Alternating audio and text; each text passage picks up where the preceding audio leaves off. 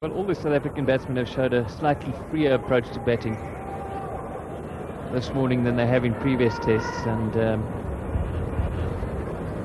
you would normally think that Centurion would have a little bit of a look first. What's that delivery? There was a little noise and gone. Venkat doesn't hesitate for a moment, and another softish dismissal down the leg side. Centurion, the South African captain, out. Well, I think the West Indies bowlers have found a weakness here in the South African batsman.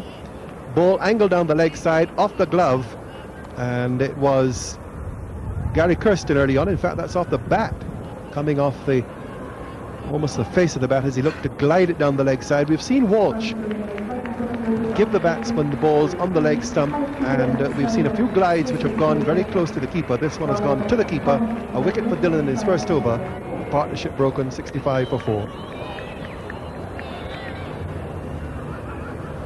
It's his 41st test match. He is closing in on 2,000 runs. He needs to 79 to achieve that, averaging 33.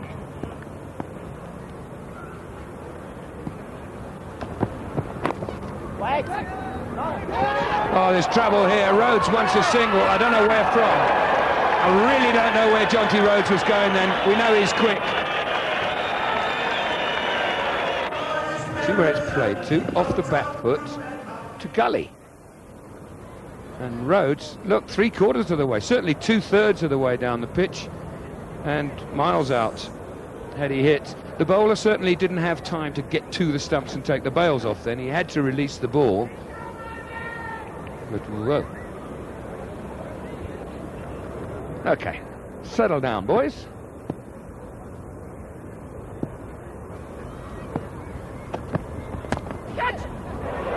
There we are. There's the third man area that we had spoken about, but that's not a criticism. At 70 for 4, you've got to have all people catching and in the right places. Where did that go? That's gone second slip area. Well, I know they've spoken about Jonty Rhodes early on, and I'm very surprised that they don't have in a third slip. They know that he's going to go down in that area. They've talked about it. He scored a number of his early runs down into the third man area. That's a third slip catch right into his lap, and now he comes in. That's a lapse in concentration on the part of Lara, I feel. They've talked about it. He's just come in. That's past the wideish mid-off, and they'll certainly get 2. Rhodes will look for 3 and get it comfortably. In fact, the ball goes for 4. That was extraordinary. Was the fielder particularly slow then, or did he time that a bit sweeter than I thought? Well, I think the fact that Courtney Walsh was the fielder, quite clearly he doesn't want to extend himself in the outfield. It was in the outfield that he strained a hamstring at Kingsmead. And a faster fielder, let's say Rhodes, for instance, would have reached that easily. But understandable that Walsh doesn't want to stretch himself. Driven through the covers 4. No hesitation. Nobody need run for it. Ball boy can throw it back. Just over pitching and punished by Jonty Rhodes. Well, that would have to be one of the best shots of the day. We saw the 6 from Callis. That's a perfect cover drive. That left leg right out to the pitch of the ball. Long half volley. Now the bowler of this pace, having just got one climbing up to his chest and fending it off, still he has the confidence to reach out to this one and go for the drive. Good long stride.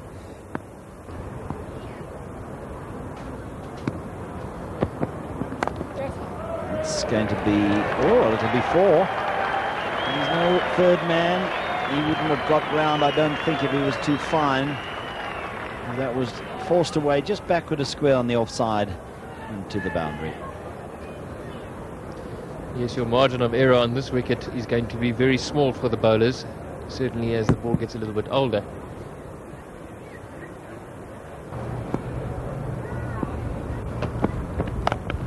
This has gone straight up in the air, and he's got a man underneath it, and he's gone.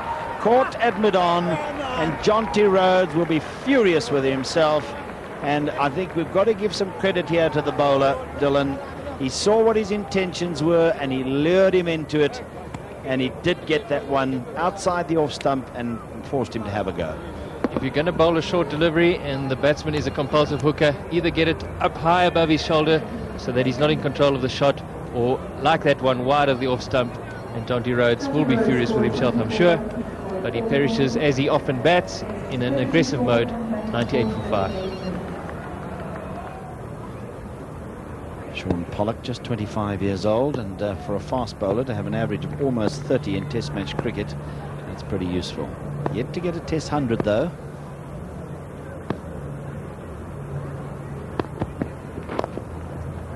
This is beautifully played. First ball, he's got it away for 4. Lovely timing.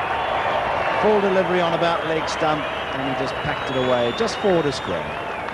Courtney Walsh shakes his head, and the idea when you get the new batsman there, keeping on naught for as long as possible, let that pressure build. But he's dished him up a leg side half volley. It's a good shot though. He opens up nicely, gives himself room to play the shot, and he's able to keep it down all the way. He's going down towards third man, which is vacant. He's travelling quite quickly, and it's going to win the race.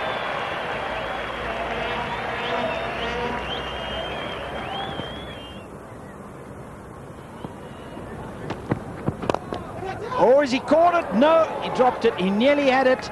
Cullis is going to get away with a single, and he's going to get 4 overthrows. Oh, my goodness me. Well, he ends up with 5, and he might have been out.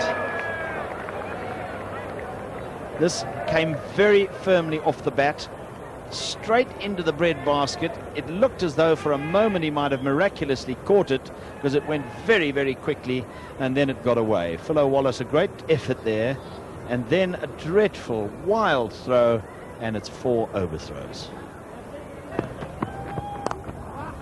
This is a bad ball, short outside the off stump, similar to the one that got Jonty Rhodes, but this time it's correctly played by Shaun Pollock. He doesn't try and pull or hook it, he just gets the bat right over the top of it and cracks it away on the offside for 4.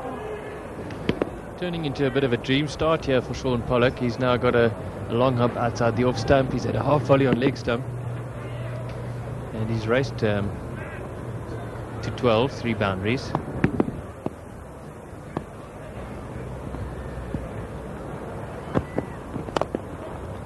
Straight down the ground. Lovely shot by Jacques Cullis. As good a shot as we've seen all day, and it's 4 runs. And it ends Walsh's 12th over. 120 for 5.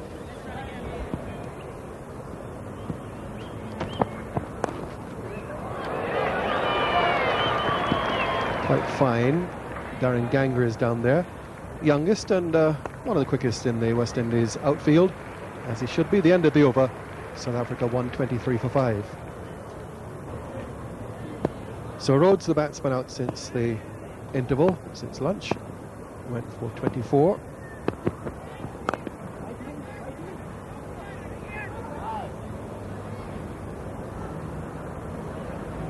South Africa could do with a good innings from young Pollock. He's a sort of all-rounder coming in late order that will take the attack to the bowlers. He'll counter-attack, and if he has a good hour, then the scoreboard will rattle along. You usually find that guys who bowl well, when they can bat well, as they come in and they play shots. Lara the catcher. Walsh picks up his 3rd wicket, and South Africa are 123 for 6 now, with Pollock going straightforward catch, and Courtney Walsh strikes again. Well, he's a bit cross with himself, but it was a quality delivery, this, from Walsh. It held its line. Look, it's like a leg cutter. He might have got himself into a little bit of an awkward chest-on position, but that was a beautiful delivery. He bowled out a lot better players than Pollock. Easy catch for Brian Lara. No shame in getting out to a good ball like that. 123 for 6.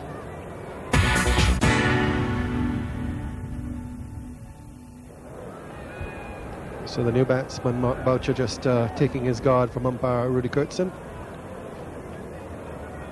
And his batting hasn't quite lived up to his usual standards in the series so far.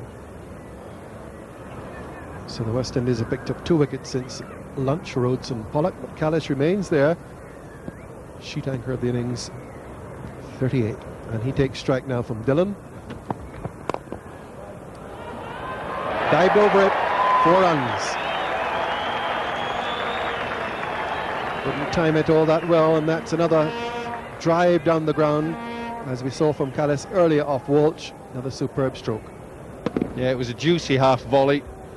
Just hit straight through the line, and because of the angle, it went on the onside. This is a learning process for young Dillon. Not played many test matches. He's either a bit short or he's right up there.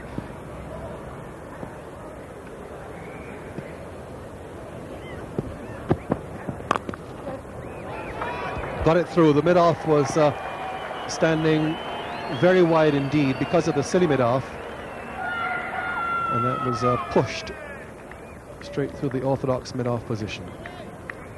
So Boucher gets off the mark.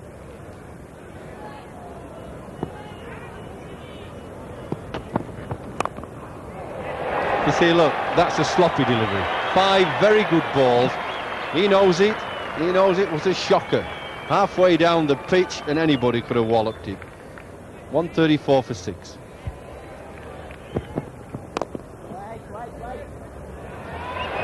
It's a very sloppy piece of fielding by King. Very badly misjudged. The anticipation was wrong. Then he tried to stop it with his boot. That's not what Test cricket is all about. And especially after you've just had a leg before decision, very, very close turn down. Batsman comes forward, just pushes it down the ground, and King makes a mess of it at mid-on.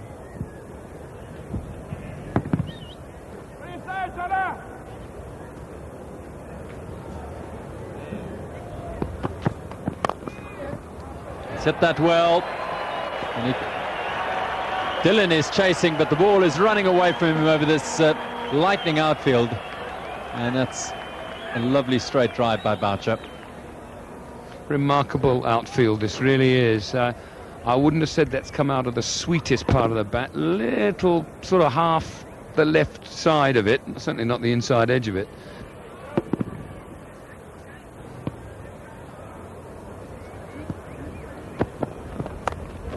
Oh, that is beautifully hit for 4 runs to give Jacques Kallis another Test match half century. Raises his bat, and it's of rich value this innings. Whilst the remainder of the top order have failed, Jacques Kallis has played quite superbly. This is how he went there. Perfectly balanced, poised, an accurate stroke. Long hop, back into position, roll the wrists, and raise your bat. Well played, young man.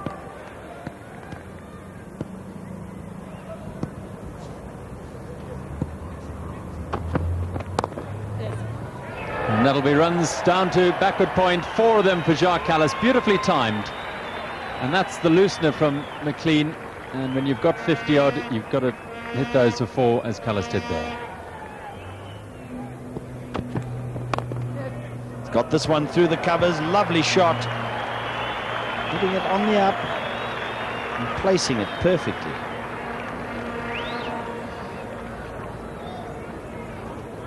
Well, the good thing about Mark Boucher as a batsman is that he has got the ability to almost play, I feel, for South Africa purely as a batsman. He's got the class, he's got the shots, and really should be a matter of time before he starts scoring runs regularly again for South Africa.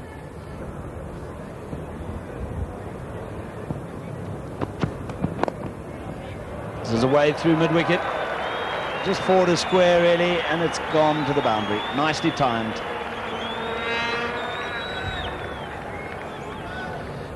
Not always easy for a right-hander to keep the ball down when playing on the leg side. Takes a lot of skill, and your balance has got to be 100% correct.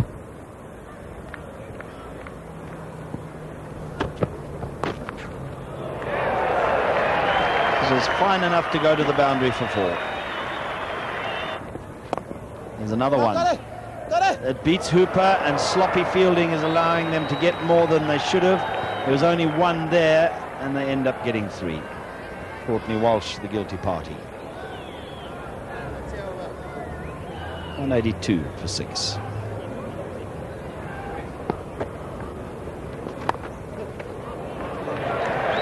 edge, no slip, 4 runs. And did I see Philo Wallace pull up then a little bit or not?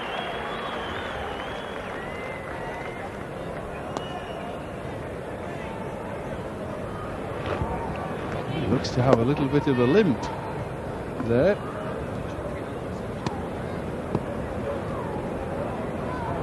Goes to cut it, gets a little bit thinner edge than he wants, but no slip, so it's not a problem. Yes. He's got a problem as the fielder. I'm sure that Philo Wallace has got a little strain there. End of the over, 197 for 6.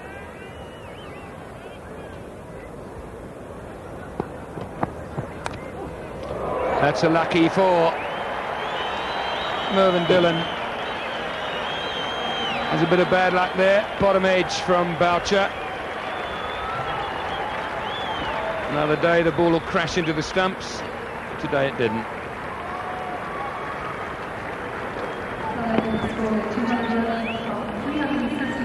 Brings up the South African 200. That's a beautiful shot. Be difficult to fault that. 4 runs. 205 for 6.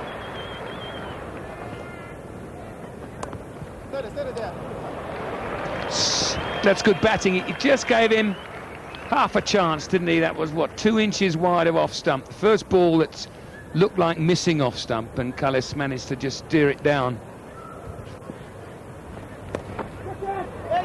Here's one. And straight into the hands of the man at backward square leg. And not a particularly good delivery, and Jacques Cullis hitting it straight into the hands of the man at backward square leg, and he'll consider that to be a pretty soft dismissal, and the 7th wicket down at 215. It's short. He really could have hit it anywhere. He really should have hit it down if he was going to hit it at all, and picked out the man a simple catch. And after all the hard work which Cullis has done, it's been a very solid innings. That is a very disappointing way to get out. 215 for 7.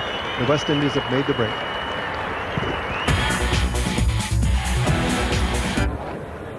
Lance Klusener, who's had injury problems, but is back in business now, playing in his 17th Test match. And as a man who comes in this low down the order, pretty useful average of 28.7.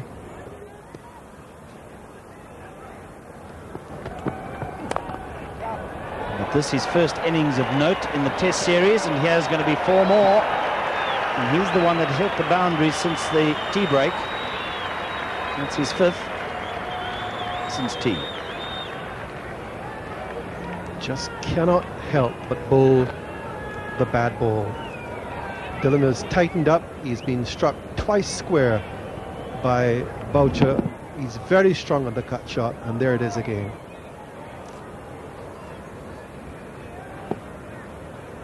And these are good batting conditions now. That's cut away and will go to the boundary, and it will bring Boucher his 4th Test 50.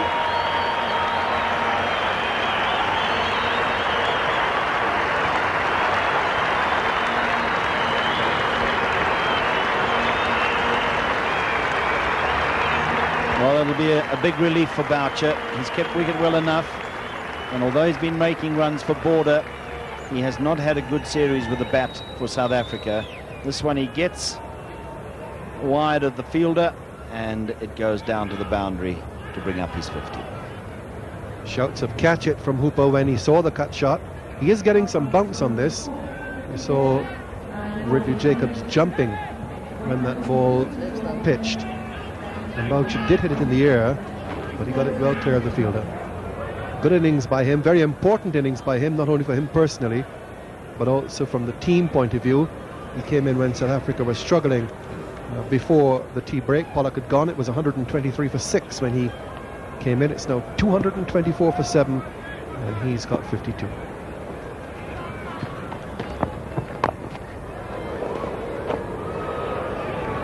Klusener, a very attacking player, and he looks to get after the bowlers from the moment he gets out there. Very strong man. Tremendous hitter of the ball. Not only has he got 100 in tests, but he's also got 1 in one-day internationals, where he bats higher up the list. And a very good right-arm swing bowler at pace. So many South Africans, and that's what is their strength, can do both. Good all-round players. It's 4 runs.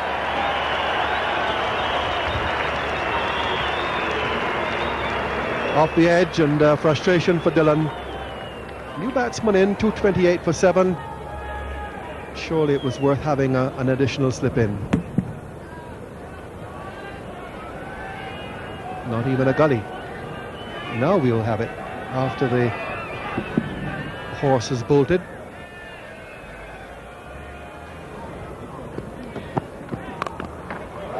Now that's a magnificent shot. Pulls it through mid-wicket for 4 to end the over at 237 for 7.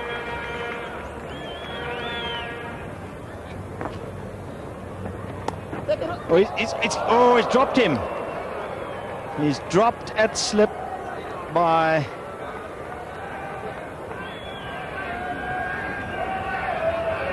chance that really should have been taken.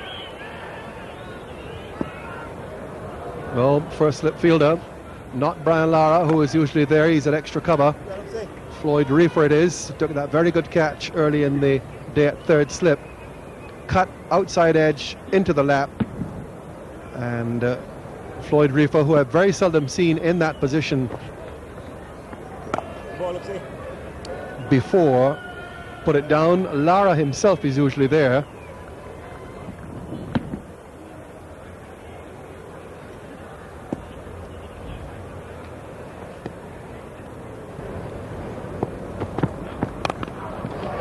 Another short one, it's pulled away. The fielder just got a hand to it, but he hit it so hard that it wasn't enough to take the pace off it, and it still finds the boundary rope. And they're bowling to Boucher, who is just waiting on that back foot. Rocks back, and very good puller, very good cutter. They know that. They've played against him at Border. They bowled him short there. He delighted in the short pitch bowling. And look, he's just waiting for that ball to be short, and he's put it away yet again. Another short one though, and it's 4 more, pulled away through mid-wicket. This is shocking bowling by Reon King.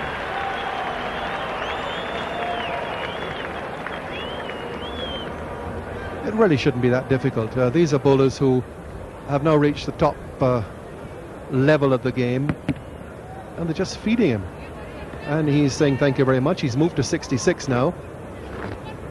And King is not the only one who has been guilty. So has Dillon, McLean to an extent as well. All 3 of them. Walsh hasn't come back. He was off the field for some time, so disqualified from bowling for the period for which he was off the field.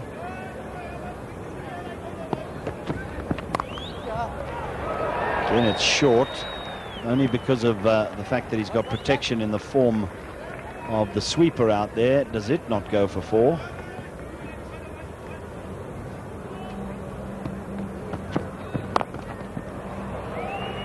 With 1 down to deep cover. Brings up the 250. Well, what's happening here is that Lance Klusener has come to the wicket, and he's been allowed to get off strike far too easily in a way.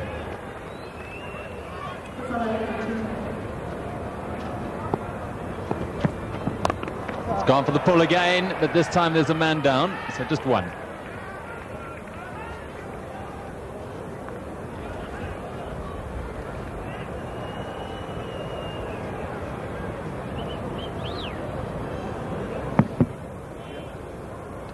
Not easy to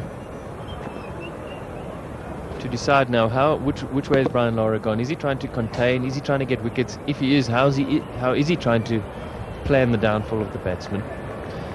Not quite sure if he's in cahoots at this stage with his bowlers.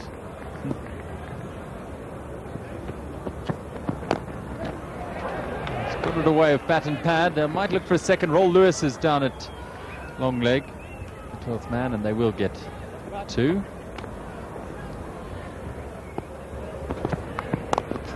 It's a lovely shot from Mark Boucher. Beautifully played.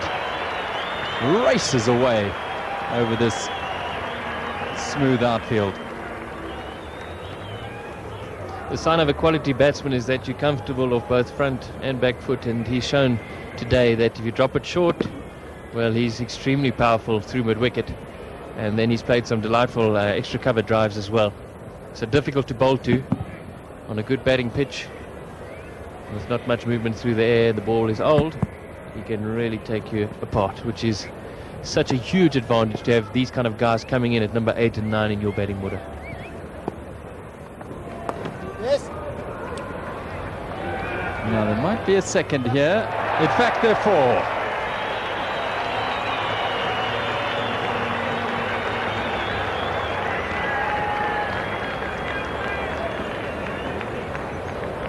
Well, do you think Pat Simcox would have been as cool and calm had something like this happened when he was bowling? I don't think so.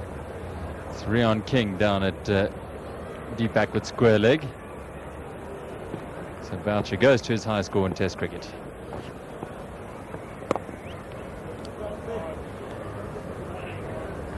Come on, guys, let's do it.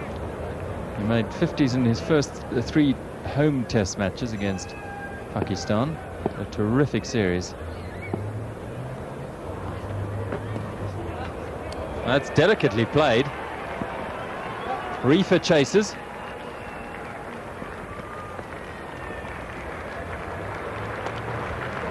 Yes, that's the 50 partnership, of which Boucher really has played the senior role. Klusener content to bide his time and give the strike where possible to Boucher.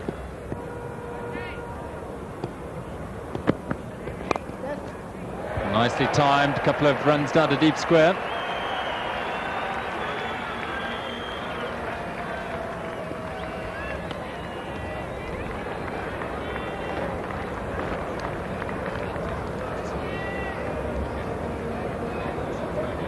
Shots all round the wicket. Victorious takes out the new ball.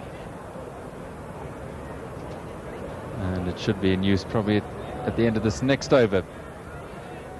If you've only just joined us, that's the situation. South Africa put into bat by Brian Lara this morning and in trouble for most of the day, but now a recovery due to Jacques Kallis, 83, contributions from Courtney and Rhodes, and Mark Boucher, 84 not out. The new ball will be taken. 80 overs exactly have been bowled. Next to me, Jeffrey Boycott, and this game's got away from the West Indies, Jeff. Yes, you first of all, I've got to compliment the 2 players who played specifically well. Kallis, I thought, played really well, grafted hard. Young Boucher, yeah, they bowled to his strength, but even so, he's done the job. Oh, what a fantastic delivery. Goodness gracious me. Whether you're left or right-handed, you've got a problem with that. Well, it looked like one of his leg cutters that came back at the left-hander. Cut him in half, yep.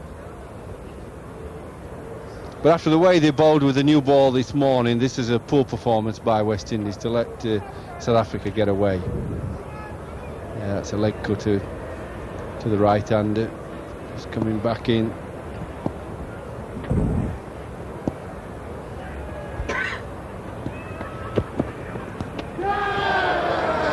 And, well, yes, yeah, it was interesting. It wasn't a big appeal because it was pretty 9 to 5. So within 3 balls of the second new ball, Walsh strikes again. Klusener's the man to go.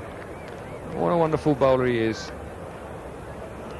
Yes, Lance Klusener looked a little bit rusty. He's been out of Test cricket for a while.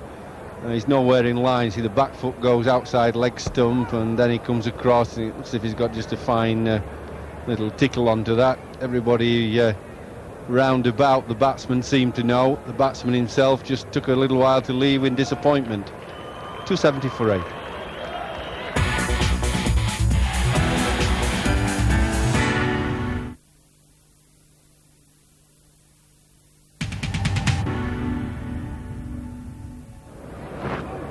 Allan Donald's pedigree. 52 test matches he's played in. No average of anything, but just contributions like that one there. 34 is best in the Port Elizabeth test match on a pitch that went around a bit.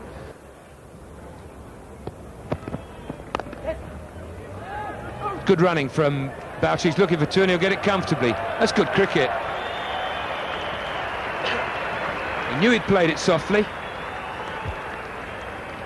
Well, that's good cricket, but I'm sorry, I can't believe that you got a new ball in your hand, quick bowlers. Batsman, tail-end batsman, even if he is batting well, and you spread the field out. You've got 4 on the boundary, 3 other guys that are saving 2. No, I don't think that's smart. I think it just takes the pressure off. You've got to fancy your chances. If you're a test match fast bowler, new ball in your hand, I don't care if the tail-ender's got 80-odd runs. That's a good shot. It'll only be 1. Just remind you too that the bowler's got 395 wickets. I think when you spread the field out, you bowl like that, don't you? I was never a bowler, but I think I knew about batting and how the mental approach was to batting. Somebody spread the field out to me, I'm thinking, well, they don't fancy getting me out. Running hard, they'll get 4. Don't have to run. It's flown through third slip.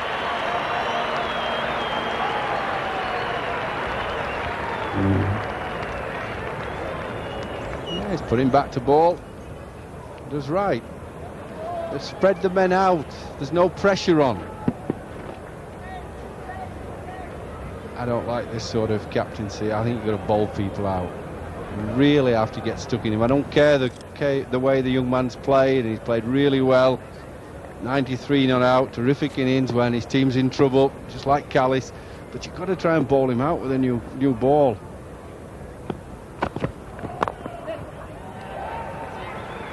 There's a nice simple run. Nice to go through the 90s, isn't it, in singles, hey?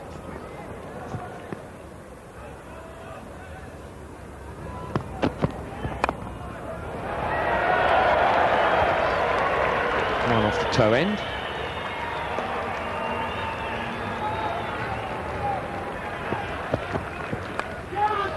If you're going to flash hard. That'll take Boucher to 98, I think.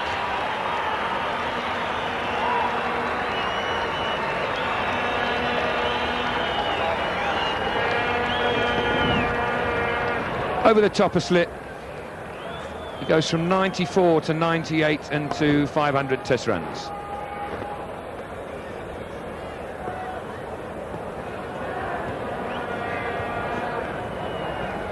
Now all the field come in.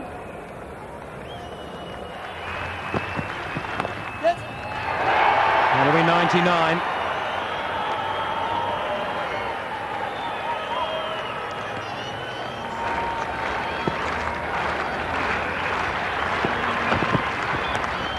That's it. His maiden 100. What a wonderful innings. Not only for him, there's the feeling he must be feeling is undescribable, but what's so special is that he came to the crease at 123 for 6, and he's still there at 296 for 8. Well played, Mark Boucher.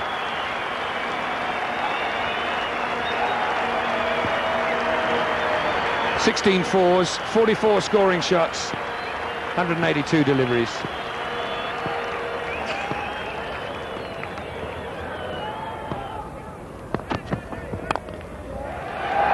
Driven away by Donald this time. That'll be 4. And the 300er.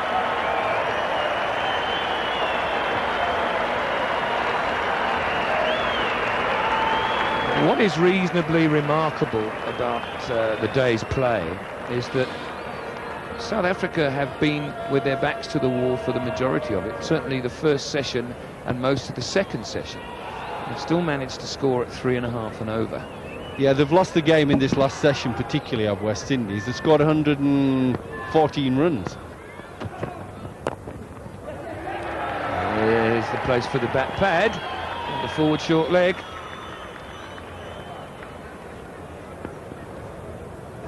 And that was Allan Donald's 500th test run. 301 for 8. There we see them. 92, the partnership Klusener and Boucher. 55, Boucher and Klusener. Klusener didn't get a lot of runs in that 55. And now Boucher and Donald, 32. And Donald scored 9 of them. But that's the end of it.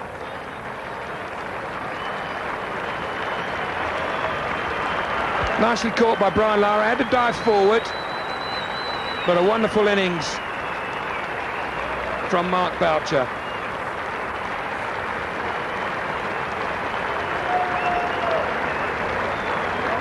The ball gets a bit big on him. New ball off the seam. I'm trying to keep it down, but I don't think he can blame himself there. The ball did get big. As a tall man, he's Courtney Walsh. Lovely innings.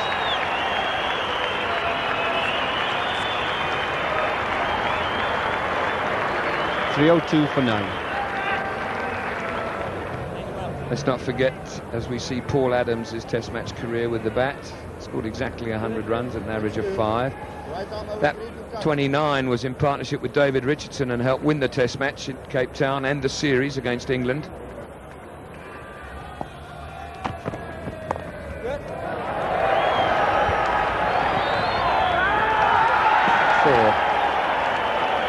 Disappointing fielding. No, it's casual, it's sloppy. You know, the bowlers are working hard and, you know, it's just being clever, thinking you pop one hand down. You've got plenty of time to get 2 hands to this. Be safe rather than sorry. No, he was going to go with 2 and then he thought, no, I'll be clever, won't I? And then he looks an idiot.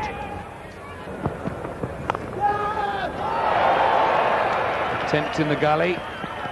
Walsh looking for 6 wickets.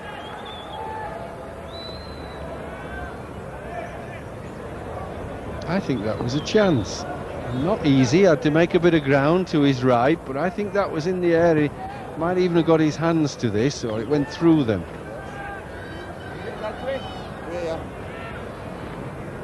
Yeah, I thought so. I think that was very much catchable.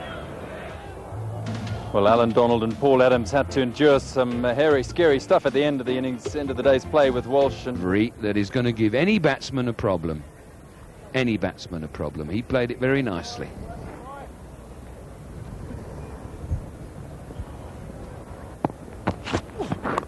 That's it. That's that corridor that Geoffrey Boycott talks about. And it's a nice, comfortable catch. And the first wicket goes down in the West Indies innings with the total on 1. If you bowl 6 balls and over on this line and this length in the corridor, I don't care how good a batsman you are, when you're starting your innings against a new conker, look at that, that's just outside the stump, you've got to play it, it's left him, it's bounced just a touch, and it's like catching cuckoos, isn't it, at second slip? It's easy. Done him 5 times, he's saying, Pollock, and that's a shame, but the youngster's gone. I did say it'd be tough work up front. 1 for 1. This man has certainly scored plenty of runs. It's over 2,000 runs in 35 test matches, averaging 42.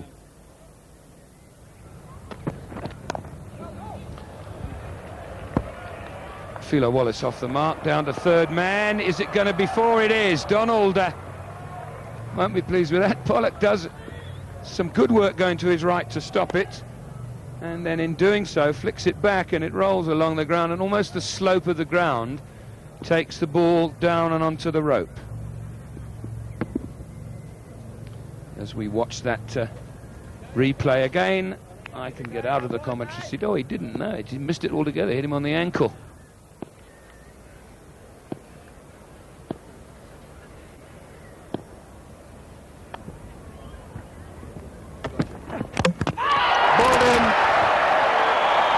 So both openers gone, and a wicket apiece, and the West Indies in shambles. So Philo Wallace goes to follow Ganga back to the dressing room, and Brian Lara will find himself coming out to join Shivnarine Chandapal virtually as the two opening batsmen. Fuller length delivery from Donald, beaten slightly for pace, trying to get four but not quite there in time, and because of that, the bat away from the pad, and he gets the inside edge back into the stumps. So the West Indies find themselves at 5 for 2 as Wallace goes for 4. So West Indies captain Brian Lara with a lot to do now.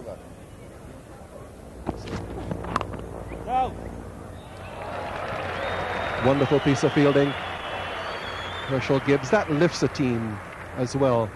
And yesterday the contrast with the West Indies, especially towards the end when there were so many misfields, is stark.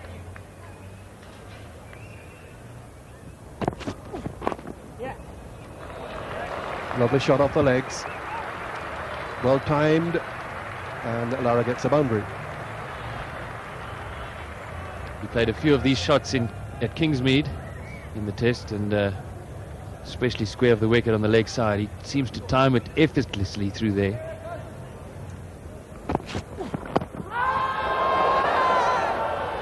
Well, Lara looks at the bat as an indication that he got an edge onto it. Ball was certainly through him. There's some movement back into the left-hander, probably sneaking down the leg side anyway.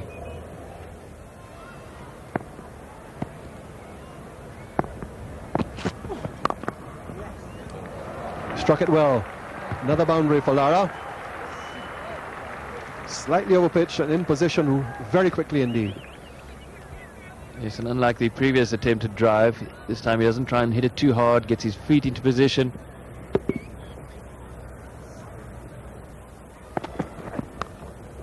Just over the head of the slip.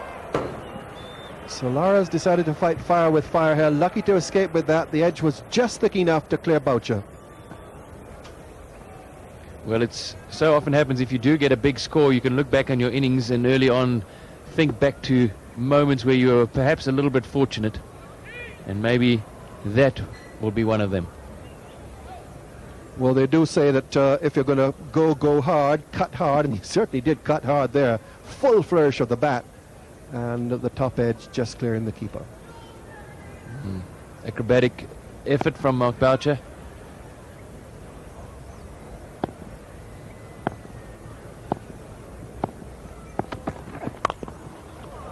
Well, he's crunched that. Absolutely magnificent shot.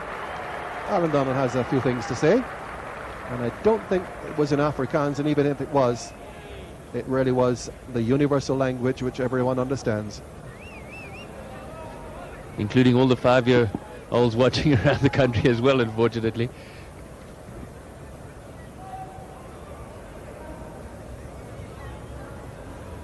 Well, if they are 5 years old and are watching, I can assure you that he said, "Good shot, skipper."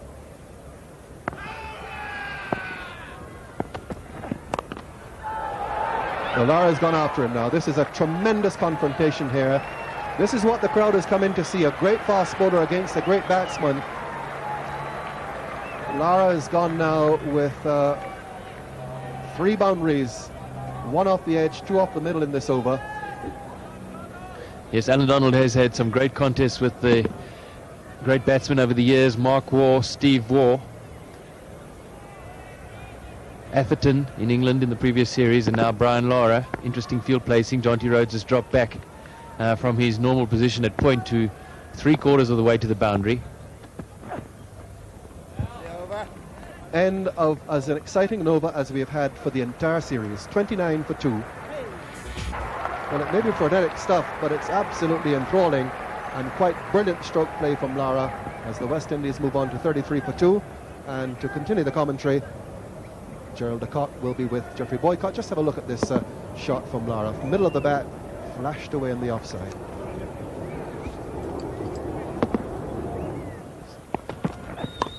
And Lara's gone for that again, and it has gone for 4.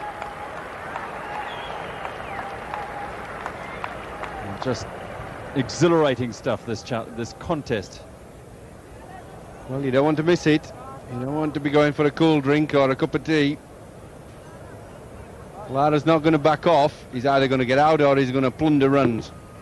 He didn't really hit that in the middle either. It was almost a top edge.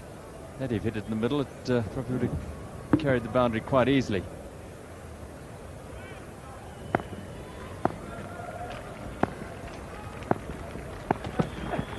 Slash, and away it goes. It'll go down to the deep backward point boundary for 4 more. You see, you give him room. He's used to bowlers bowling over the wicket, across him, as all left-handers are. 90% of the time the right-armers bowl across them, and it's an angle they get used to. Yeah, he's going to whack those. Just back cut them. Well, he's faced 25 balls. He's got 36 at the moment. Hansi Cronje's innings was here in the last test match played at this ground against Sri Lanka.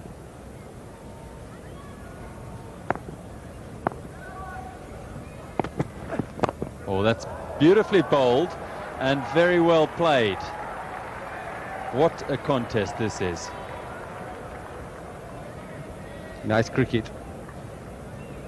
If you like your cricket, you understand it. See how it came out of his fingers. Slower, he sort of undercut the ball.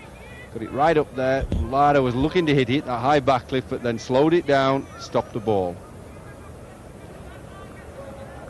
That is so well played. Look at his bat go backwards here, there. Oh.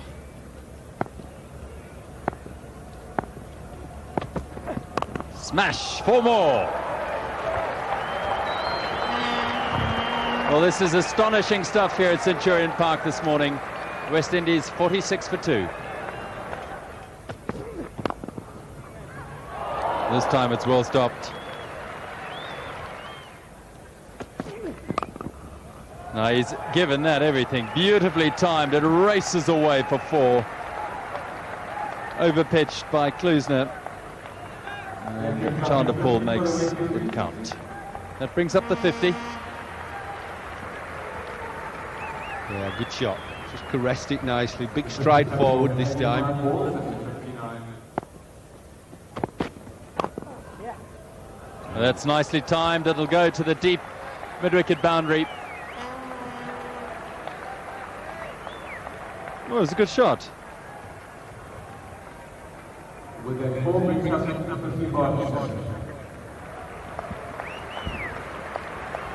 Yeah, he just dug it out. Tried for a Yorker probably, and it was an easy ball. When you know, souped up a bit like Lara is, he's looking for runs. Runs have come quite quickly. You don't miss out then too easily. It's when you're tense you miss out. And that's going to go to the boundary as well. I'll tell you what, there's not much margin for error for the bowlers here. I like that confrontation, really. Just a silent one. When Galley's finished, he stopped in his follow-through. He's a bit miffed there. That was pretty good length ball, actually. It's pitching off stump, but it's just going away. It's that angle I talk about. I really do think somebody's got a ball around the wicket.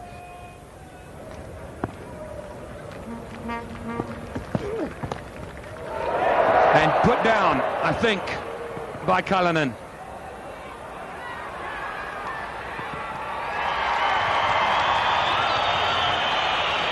Just Klusener bowling from wide of the crease, or fairly wide of the crease, angling it across. Chanderpaul got the edge, and Cullinan, well, he would have had to make a repeat of his catch in Cape Town to effect the catch, low to his left, and probably just carried.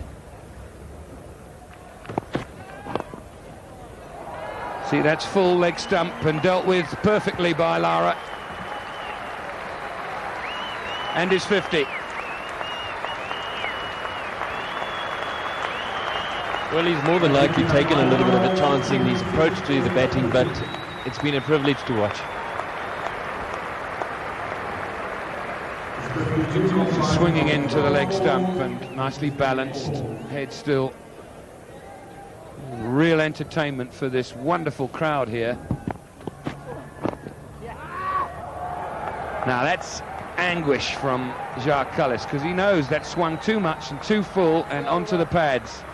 And for batsmen of quality, that's bread and butter. 70 for 2. Chanderpaul's a big LBW candidate if he should miss the delivery, because his footwork is very limited, in as much as he doesn't move too much other than just across the crease. Like that. Well, thanks Jacques for that anyway. There might have been a bit of bat involved as well here. But what Jacques Kallis has done, I think, particularly well to the left-handers, as you see it, how it angles back at him, as Robin was saying. Bat and pad very close together. That's 4 more. This time to Chanderpaul. And the end of the over. 76 for 2.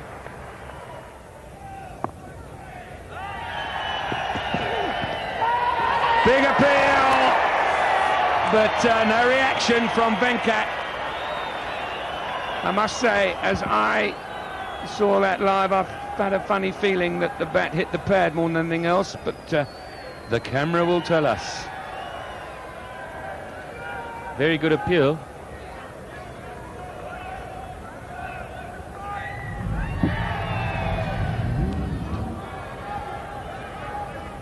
And I think maybe a good shot for LBW as well. Yeah, I agree. It was the ball that hit the pad, not the bat. It's a question of, from that angle, has it straightened enough to hit the stumps as well? Excellent decision.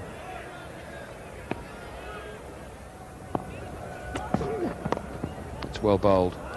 It's 4 runs, which is a little irritating than a moral victory.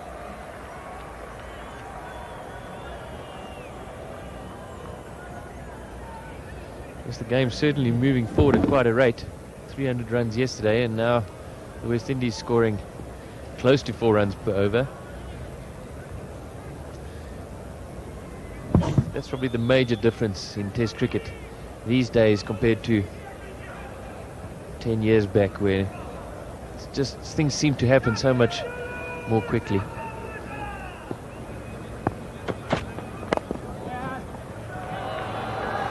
And sweetly timed. Rhodes in pursuit, but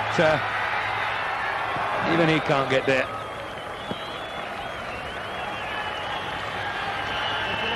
Beautiful Centurion Park outfield. That same shot played at Newlands wouldn't have got there with the much slower Kukui grass. But really, this is a great field for batting. Once the ball gets a little bit older, not as much bounce, it really can be good. And once you're in, nice to bat on.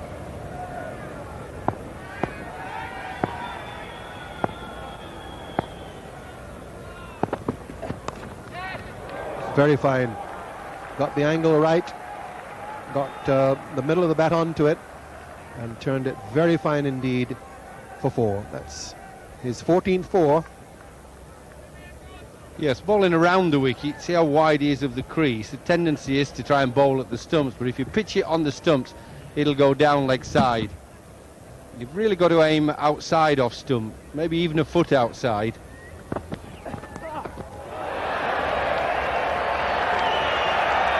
Lara's taken the blow. Tucked it away. Time for 2.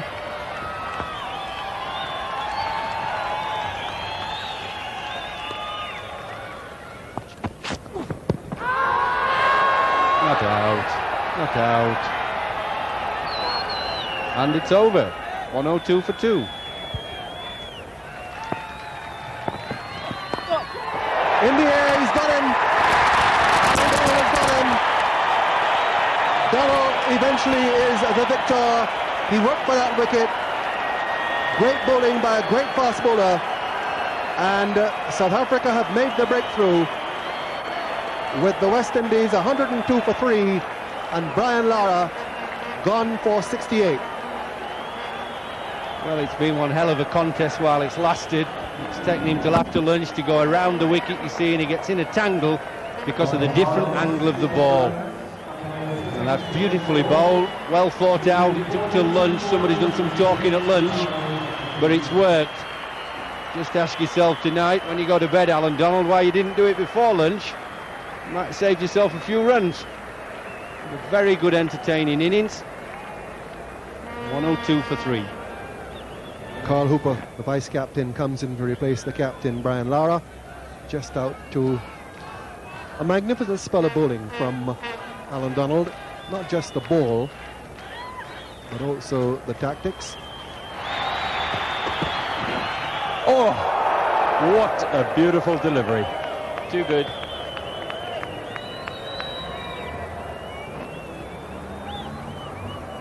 Pitching roundabout off stump and then straightening quite considerably, and too much. The best thing about that shot from Carl Hooper's point of view is that he plays the line and then doesn't try and follow it as it moves away from him. That's sometimes difficult to do when you're faced with the pace of Allan Donald.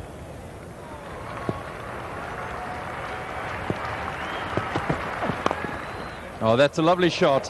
It was an overpitched ball, but Carl Hooper's a class player and ends a terrific over with the disappointing delivery. But he won't be too unhappy because it was a key wicket he got in that over. 106 for 3. So this is going to be a tough period for Chanderpaul to retain the concentration.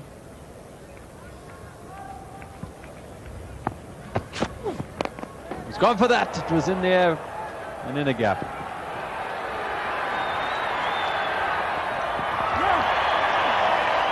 And they'll come back for 3.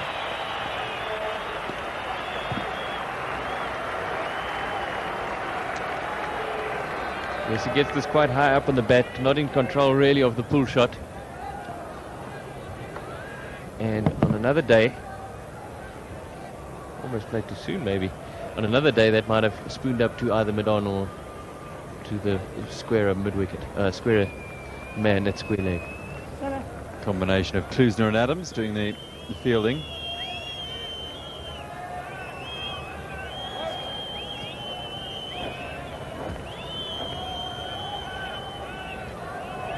So Carl Hooper takes guard to face the next over. It's Shaun Pollock's 5th of a spell.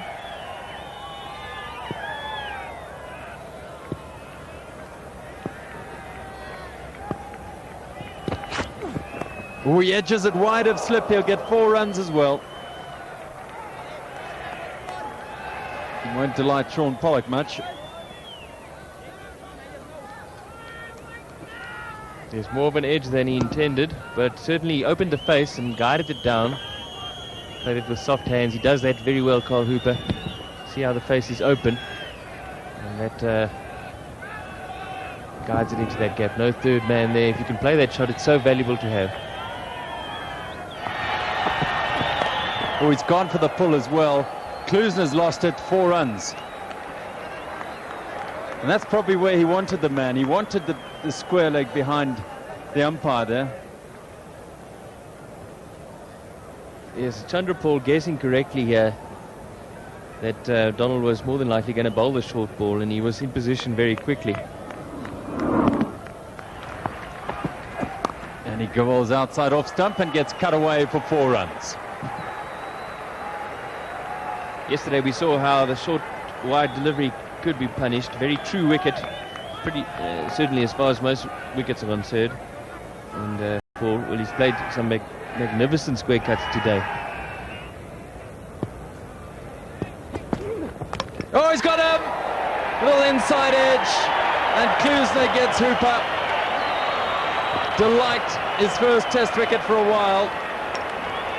And the West Indies suffer a big blow with Hooper gone for 8, bowled by Klusener. And it's 122 for 4. Well, Zulu must be delighted. Carl Hooper looks very, very disappointed. Ball coming back at him off the seam. Enough bounce to beat the top of the flap of the pad after it's hit the inside edge. So Hooper goes for 8 and the West Indies 122 for 4. The new batsman is Floyd Reefer. He played in the Port Elizabeth Test match, didn't feature too prominently there. 29 his highest score against Sri Lanka.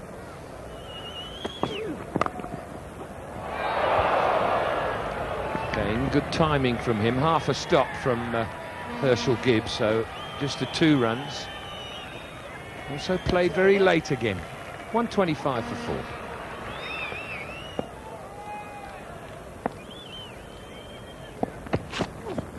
That's good bowling. In the air and out! Steep bounce from Pollock, shoulder of the bat from Floyd Reefer, and a good catch. Well, that's very good bowling. Going forward, then just knocked it in short of a length. But watch the footwork. He's picked the wrong length, hasn't he? He's going forward here. Look at the front foot, it's gone forward, and then he's too late coming back. It's hit him, and it's away. Very nice catch. Who caught that? I wonder. Not in his familiar position at backward point. Jonty Rhodes, the catcher in the gully. Well, I never. Yeah, that's what I said earlier. They got a wicket or two that could bowl West Indies out. 125 for 5. Match made his debut at the Wanderers in the first match of this series.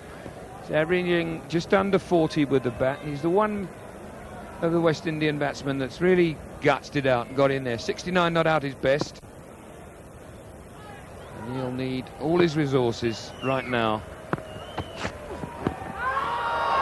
Going down, not too much.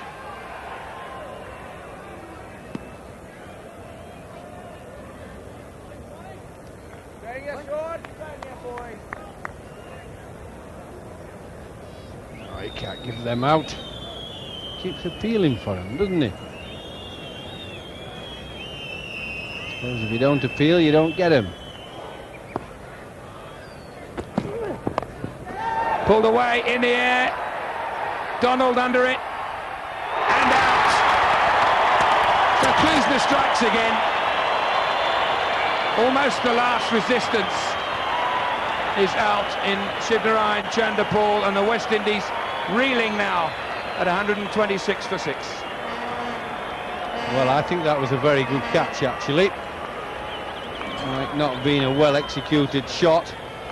Klusener tested him with a short of a length. He went for the pull, got under it, but I thought Allan Donald did very well here. He had to come in, judge it carefully. Adams stopped, he was fancying it, and caught it in the end as he was going down and held on to it. That's very nice catching. Especially if he's got a little bit of a niggle in his leg as well. A nice innings, workmanlike innings. Played his part, but be disappointed to have felt that, well, maybe he contributed to his own downfall there. 126 for 6. Nixon McLean. Now, we've seen him hit the ball a long way in this series already. An explosive type of batsman, prepared to have a hook. But he's only averaging 16, so I don't think South Africa will be all that concerned at the moment. Cut away, that'll be 4. No third man with that array of slips.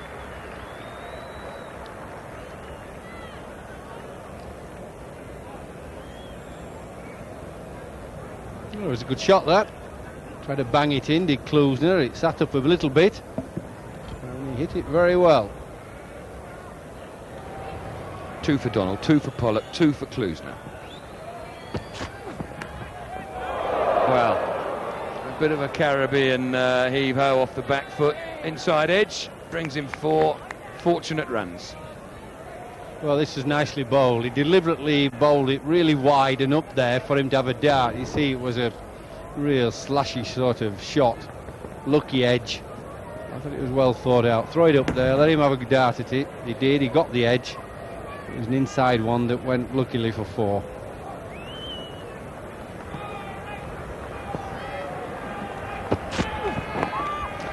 In the air, but straight past second slip, where third slip might have been, for 4. And the end of the over, 138 for 6. Slower ball, Klusener. Couldn't quite get far enough to his left to take the return catch. Yes, this ball never quite got to him. There was always a chance, little slowish off spinner. Deceived Jacobs, but he never really quite got there.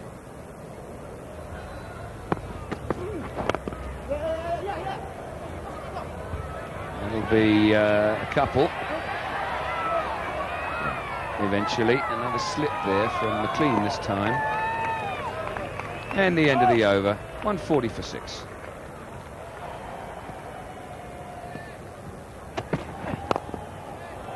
Beautifully taken.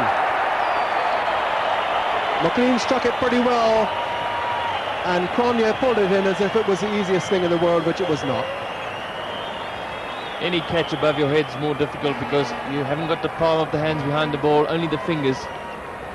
And really, he hit that like a bullet, and the West Indies must be feeling a little bit desperate, not only through the situation, but the fact is whenever they hit it in the air, there seems to be a South African in the way. Donald strikes once more. The West Indies 140 for 7. They're falling to pieces, with McLean going for 8. Another wicket for Donald, 140 for 7. So Merv Dillon now to join Ridley Jacobs. That highest score was in his previous Test innings. That's another wicket. Donald picks it up. Paul Adams at short leg. Straightforward catch, but still well taken. He's right under the bat. 140 for 8. Dillon goes without scoring. Well, this is not a batsman's paradise by any means. There's still something in it for the bowlers. Donald gets lift, movement back at the right-hander, and good enough. Dillon only just playing a reflex shot, pushing it towards Paul Adams at short leg. So yet another duck for the West Indies, and Merv Dillon goes back with the West Indies at 140 for 8, and another wicket for Donald and the duck. On his debut, Reon King is coming in the middle of a cauldron here at Centurion Park. The West Indies have now lost 6 wickets for 38 runs. Allan Donald is the one who's at him, looking for his 5th wicket. He's got 4 already.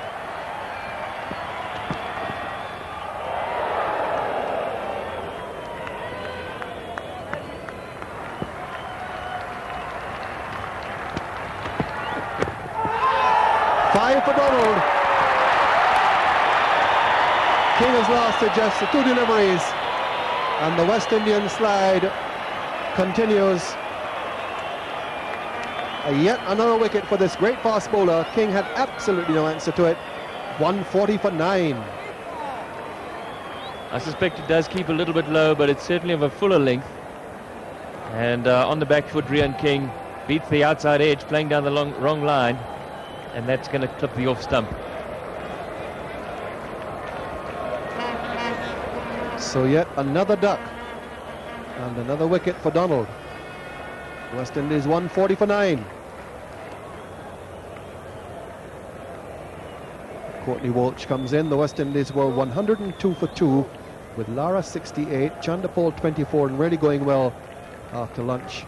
They're now 140 for 9. Over the top. Went a long way over the top, but carries. Good golf shot that. Not too far away from here. Ernie Els might have been pleased with that to land it on the tee. So we're preempting, looking at whitewashes. This test match still a long way to go. But at this stage, certainly West Indies again with their backs to the wall. He's wrapped in the pad, he's out. That's the end of the innings. So all wrapped up with the wicket going to Jack Hollis, and the West Indies are all out for 144. So big lead for South Africa on first innings. And no doubt about this. So right in front of middle and off stumps, and Walsh leg before wicket for 2, and a lead for South Africa as umpire Venkatragavan raises his finger of such substance as you really feel the West Indies can't wriggle out of this one.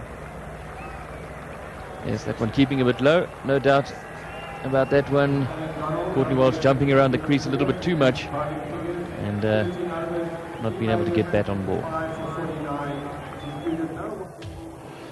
Well, it's quite a remarkable looking scorecard. Take Chandrapal and Lara away, and it's pretty pathetic. Lara's 68 in just over 2 hours, and really was quite an astonishing assault at times on Allan Donald.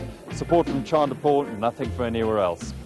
The partnerships, well, only the one between Lara and Chandrapal of 97, and then they lost their last 8 wickets for just 42 runs as Donald and Pollock and Klusener got in amongst them. Fantastic stuff by the South Africans. There's Donald once again supreme. Remember his dart of him playing in this test match, 5 for 49 in 13. And the difference between these two sides reflected in those other bowling figures. The support from Pollock and Klusener, as well as Cullis, was brilliant. So that's the match situation. The South Africans have a very, very healthy lead going into their second innings.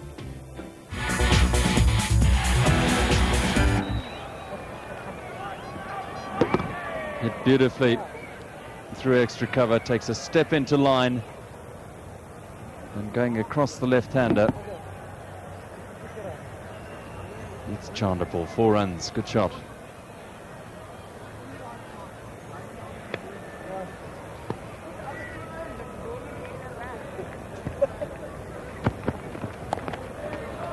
Helped away.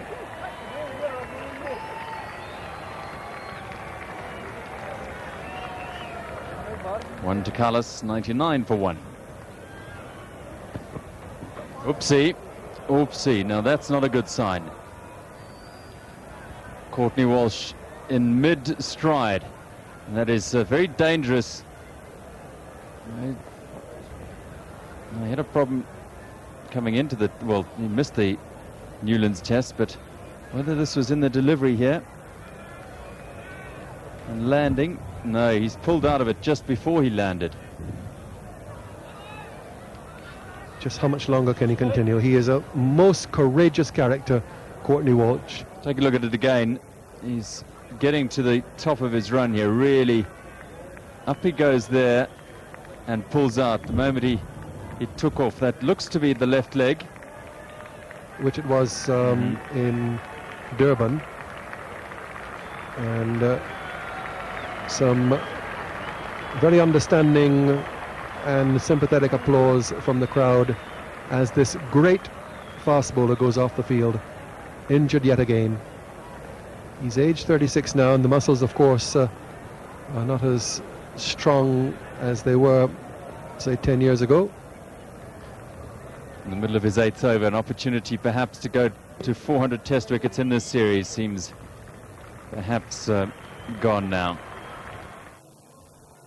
Well, they went through to the close, and the real problem for the West Indies was the injury to Courtney Walsh. He suffered this in the last over of the day, his 8th, and he came down on his left knee just before delivery, and that of a real concern to the West Indies, because he really has been the only true threat to the South African batting. Talking of which, Gary Kirsten was joined by Jacques Kallis. They added 18 more runs to take it through to the close. Herschel Gibbs played beautifully for his second test half-century and made that in just over 2 hours, but got out caught a short leg by fellow Wallace off Carl Hooper. And there an illustration of Courtney Walsh, his importance to this attack. Although he didn't get a wicket, he was frugal in the extreme. McLean, King and Dillon not quite as tidy. Hooper the wicket taker. Wickets hard to come by. That's the match situation. 269 ahead. What a position for the opening stand. 82 between Gibbs and Kirsten. Always a solid platform. Now the real worry for the West Indies is the injury to Courtney Walsh. In the last over of the day, he pulled up with a knee injury, and a lot of work on the other bowlers, McLean, King, Dillon and Hooper, on this 3rd day for them. Well, that's the match situation. 269 runs ahead, and they've got 9 second innings wickets in hand. So that is a really perfect platform for South Africa's second innings.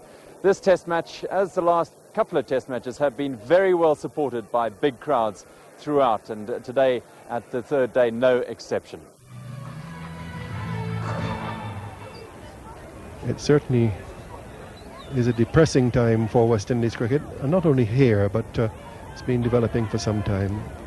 Now a big test for them today, a big challenge especially for the younger bowlers, in that Courtney Walsh is injured and will not bowl today, so that it's a big challenge for Nixon McLean and Merv Dillon, Reon King in his debut test match, in a virtually hopeless position, but one in which they've got to keep their concentration. They can't give up. They've got to still be out there and perform. That's easier said than done, especially when you're this far behind without your leading bowler.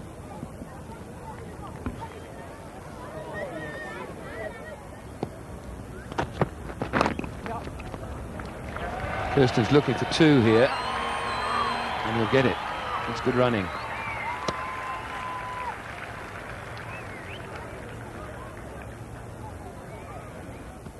Now the West Indies in South Africa's innings bowled around the wicket quite a lot yesterday, and has created some rough outside the off stump of the right-hander. Hence the fact that Hooper's bowling over the wicket. We recall in Cape Town when he tied Jacques Kallis down, he bowled around the wicket. That he's now got some purchase out there. That's good bowling. Saw him coming and a little bit of loop and drifted it into him.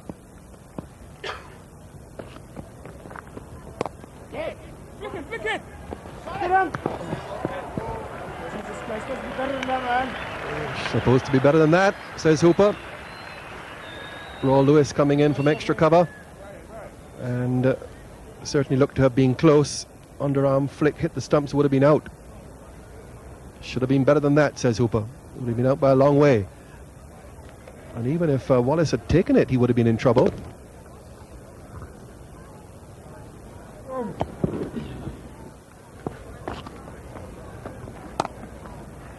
It's a good shot. Just a little wide of off stump, and very unforgiving from a length point of view, and Kirsten able to adjust and put that away for 4.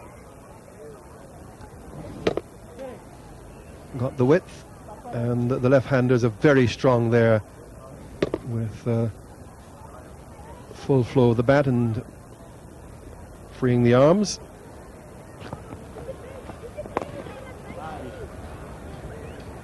Of course, with McLean starting this well, the other 2 fast bowlers watching on from the outfield. Say, well, he set the standards, we've got to match them. Got that fine. It was a similar delivery to the one that actually dismissed Kallis in the first innings. So this time he's got it down and fine for 4. 116 for 1.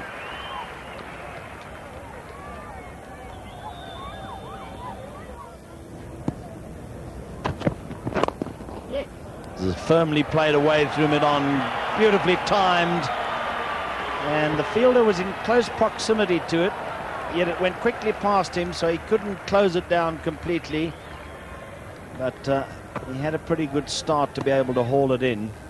But it was really a lovely shot. Yeah, nice fullish delivery, tucked away off the pads. Nice crisp shot. Didn't try to hit it too hard. Lara?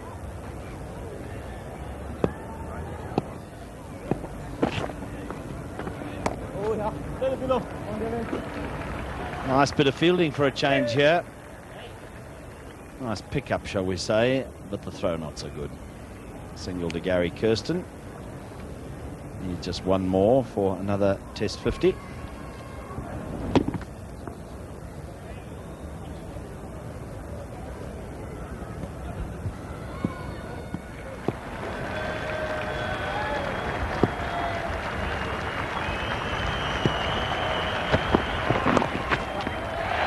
That's his 50.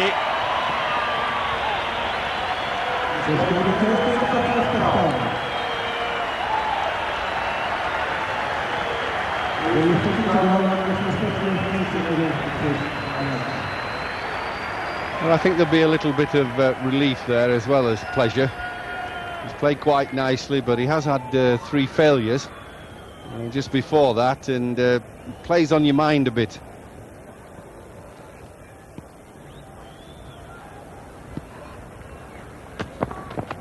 See, that's a bit too wide, isn't it? It's wider than any of the other deliveries.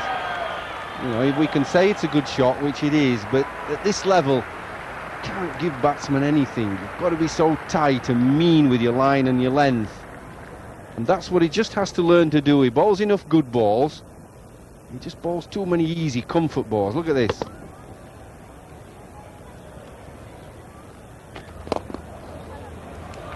Come on, Nicole! On the go! And there you see he came down the wicket. And Hooper is not happy with his fielder down at long on, that he allowed them to get 2. I think he expressed himself quite vividly. He did right and all. It was real sloppy. He got to the ball slowly. Hooper's trying to tie Callis down. He's trying to frustrate him. And he's just sauntering. Just 1. Yes, that's the mark of a really high-class player against spin, when you can get down the wicket without the bowler being able to adjust his length. And it takes incredible eyes and feet. The trick to playing spin well, I think, is being able to read the length as quickly as possible. But unless the spinner is giving it a lot of air, it's not that easy to come down the wicket once he's let the ball go. You almost have to premeditate to a certain extent.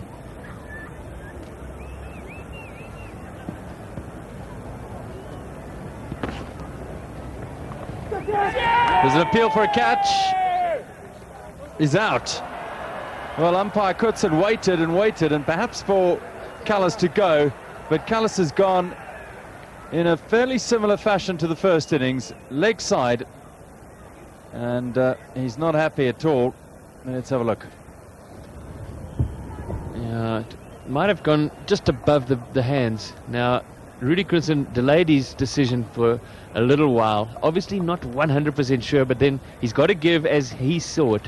And he saw it, that came off the gloves. Jacques Kallis out for 27, 140 for 2.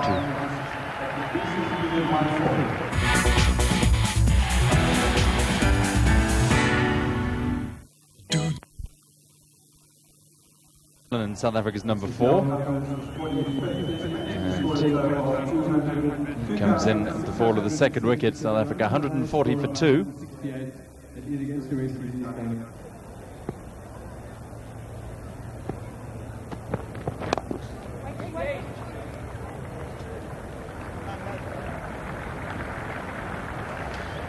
Nice shot, good calling from Kirsten. You heard quite clearly, waiting.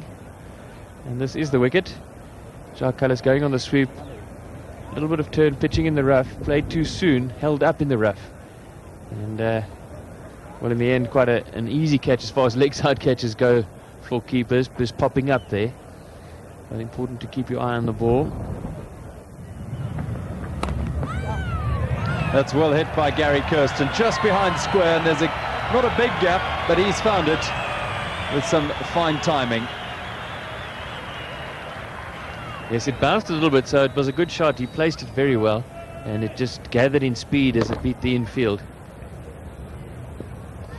Yes, that's a mark, isn't it, of being able to impart pace onto the ball as you make the shot. And it's beautifully timed by Jacques Kallis. And full value on this beautiful outfield. Beg your pardon, Darryl Cullinan.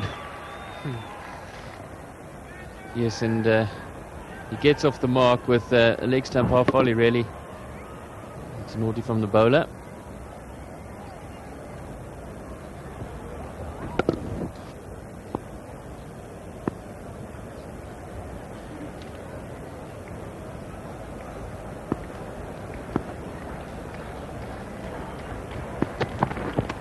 Oh, he's going to get himself in trouble here. Ganga takes the catch. Cullinan is out. Not the best shot in the world, that, from Darryl Cullinan. And Mervyn Dillon gets some reward for a good spell. Darren Ganga takes the catch, but a very strange looking shot here from Darryl Cullinan. Yes, I'm sure initially trying to go on the pull shot, and really Dillon a little bit too quick for him on this occasion. He tried to adjust and try to hit straighter, but he just gets the outside half of the bat and it just spoons up, and Ganga takes a good catch running back to his left. Well, he had his day at Newlands, Daryl Cullinan, but he'll be very angry at getting out, having just scored 4. And South Africa 149 for 3. Ansi Cronje comes out at number 5 for South Africa. Yes, and Daryl Cullinan is an intelligent man, and we said yesterday that sometimes it pays almost to not to think too much about your game, and I just get the feeling with Daryl that on occasions he thinks a little bit too much about what he has to do out there, how to approach his innings, and complicates it in his own mind, and makes it more complicated for himself.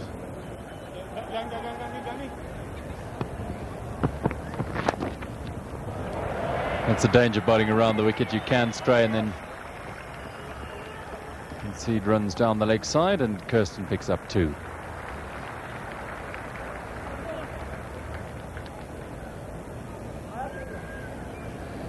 It's a small thing, but in a way he shouldn't really have got 2 there. It was to the left of the fine leg, but he was a little bit slow in coming off the boundary, and then obviously he has the shoulder problem and he has to give the underarm throw as well. But those kind of things and those differences add up between the teams. Pulled away, it's in the air, but over square leg quite comfortably, and he won't get 4. Ganga's chased well. He might well get 4 now, I think he stepped over the rope with the ball in his hand there. Yes, and umpire Venkat immediately calling to the third umpire, Dave Orchard. Gary Kirsten not getting 100% bat on this one. Again, it looked like it was high up on the bat, but sufficiently inside it to get it over the head of the square leg. That's okay, but then he picks it up and steps over. That's 4 runs. Inadvertently, I mean, he had to put his foot somewhere and it went over the rope. 4 runs to Gary Kirsten. See it from another angle. Stops it. Tries to keep his footing. Picks it up, and that's as clear as you like. Well, that was inevitable. It was a very good shot. More about it in a moment. 168 for 3. I say it was inevitable purely because there's such a huge gap on the onside that Kirsten had to be looking for the right length delivery, never mind about the line, in order to capitalise and sweep it away. He only had to make any form of contact, really.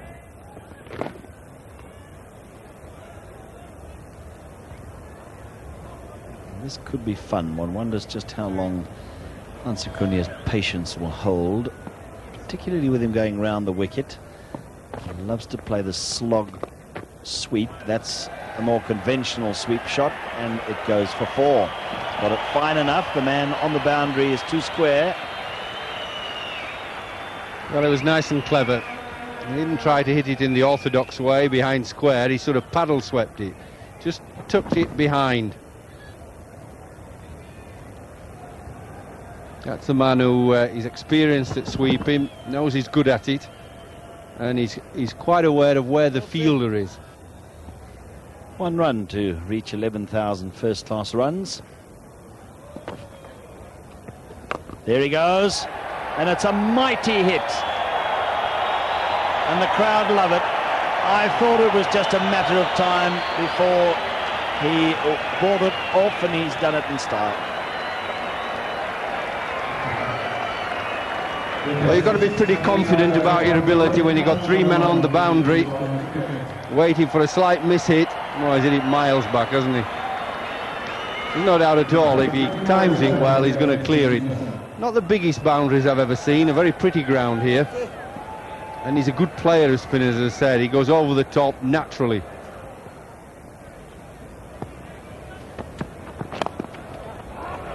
This is a nice looking on drive down the ground.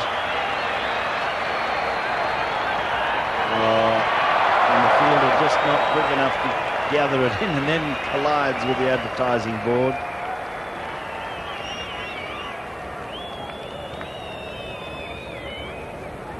Big Merv.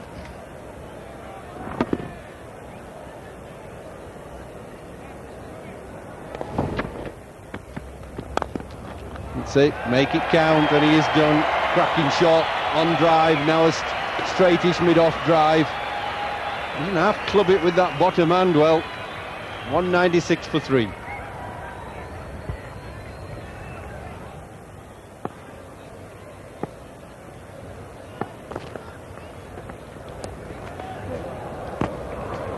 Very well fielded that slip. Chanderpaul doesn't often find himself there, especially to Hooper. Very agile. Tested again. Anticipated it nicely this time.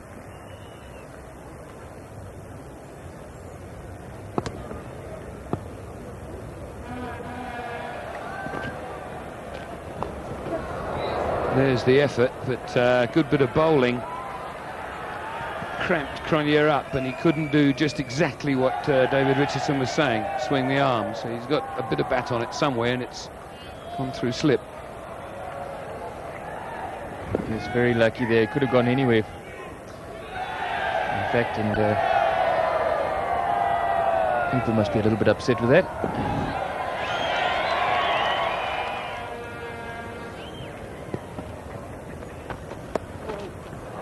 Another way for 2.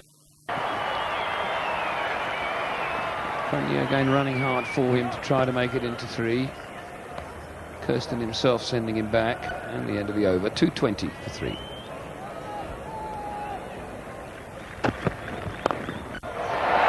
That's a good shot. This is a very good shot because it's not that short and it actually swings in on Hansie Cronje. And that takes a good eye still to get full bat on it. Watch it come back at him almost off the seam.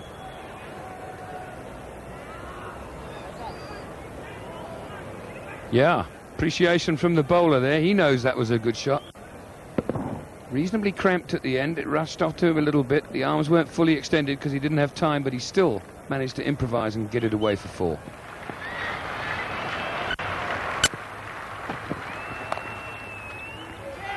One. Chanderpaul. Cronje had a hurry, but I think he got home really comfortably in the end. Yes, Cronje does well here. He's backing up a couple of meters, and normally it would have been pretty tight. But that's good calling and good backing up. It's good partnership, isn't it? It's towards the end of the over now. He knows that Kirsten would like the strike if he can get it, and Cronje is aware and helping him towards that 3-figure mark. And helps himself to 4 in doing it. What a beautiful stroke that was. Square of the wicket. Superb.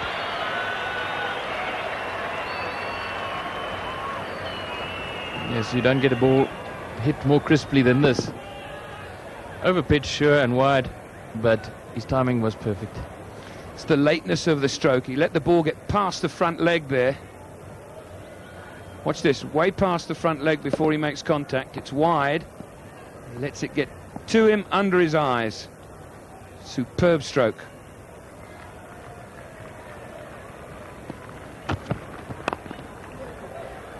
Oopsie, and the misfield will lose Gary Kirsten the strike, as it turns out. At the end of the over, 231 for 3.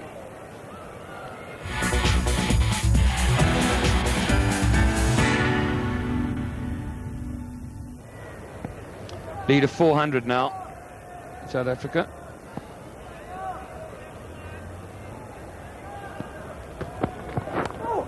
No, he's done well to get a bat on that. That's kept very low.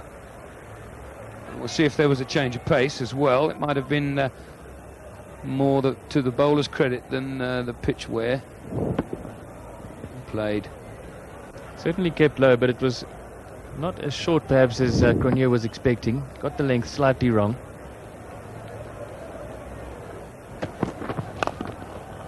That's a beautiful stroke. 4 from the moment that it left his bat. Not much of a gap between the mid-off and the extra cover. But that was a beautiful shot. He didn't try and hit it too hard. Just timing, kept his shape all the way through the shot. On the up.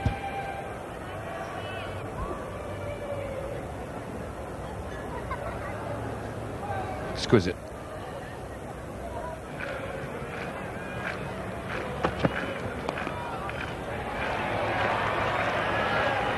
He's played really well in the last half hour, Courtney. One to him.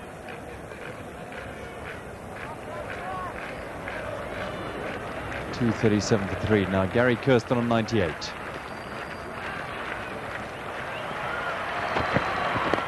Turns it away. That'll be 100 for Gary Kirsten. 4 runs. He raises his bat to the dressing room. A broad grin on his face, and delight for his teammates as well, as they share in a vintage moment for Gary Kirsten.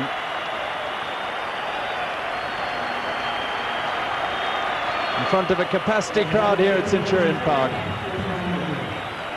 His 8th Test 100. And bringing it up with this fine stroke off the legs. Not a very good ball from McLean, but put away expertly. A very solid innings, typical opening batsman's innings from Kirsten.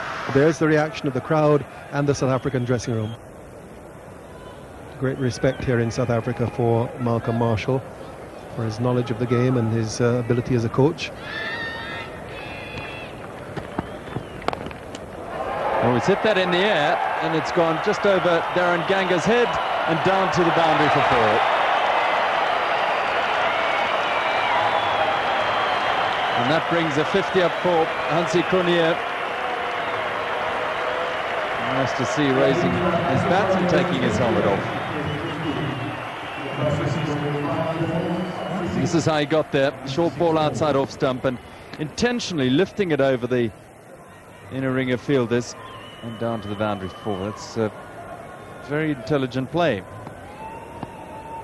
He's batted superbly in this innings. Played some wonderful strokes.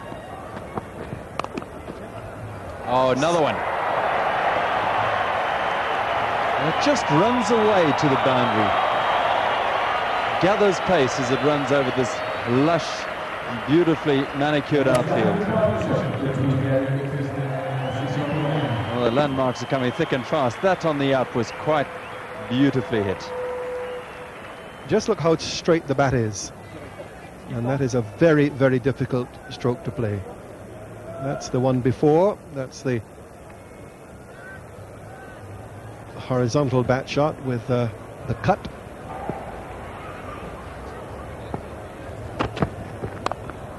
Oh, he's hit that very fine with the toe of the bat.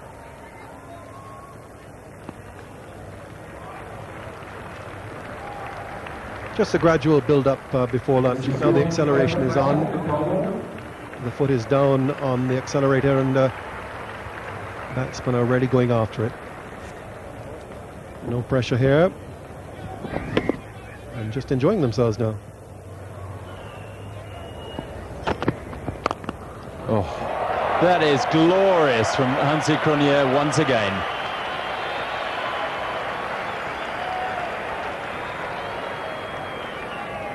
Absolutely no effort in the shot at all. This is Lawrence Rowe stuff. David Gower, just beautifully timed, no effort whatever. Half volley and just hitting clean through the ball. Lovely follow through. Perfection for 4. That got close, and he's dotted away for a couple of runs as well.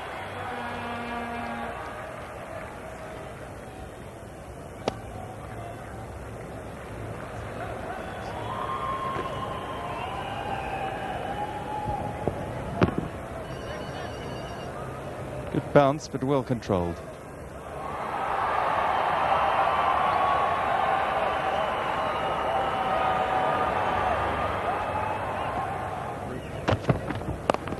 Gone for the pull, it's in the air and out. Caught a deep square leg by Darren Ganga.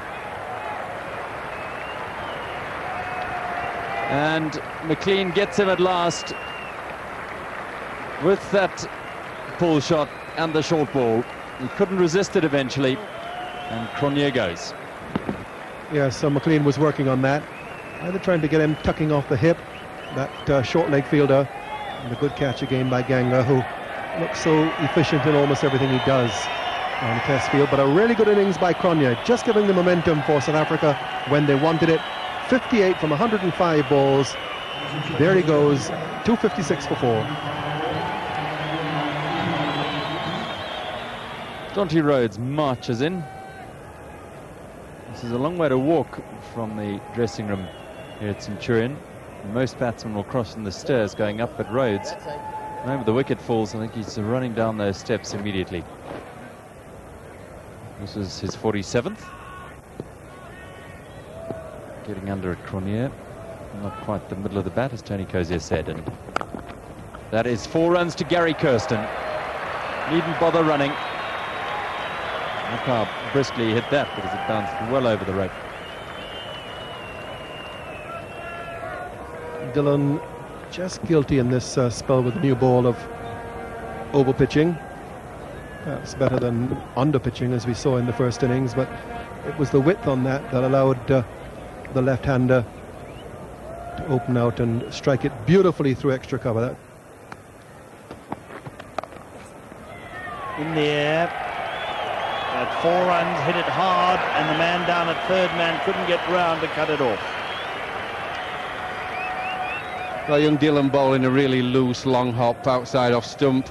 He had a good spell with the old ball earlier. Here it's just too wide and short. Oh, he's hit that. He's walloped that. He's got an early call and he's got right into the shot. Very quick. Well, that's 7. And it's not often you get 7 runs off one delivery, but with the new rules, new laws, that a no ball counts for the 1 and then whatever is hit off it. And this is a very marginal call, I might tell you. Magnificently picked up by Jonty Rhodes and hit over the square leg boundary.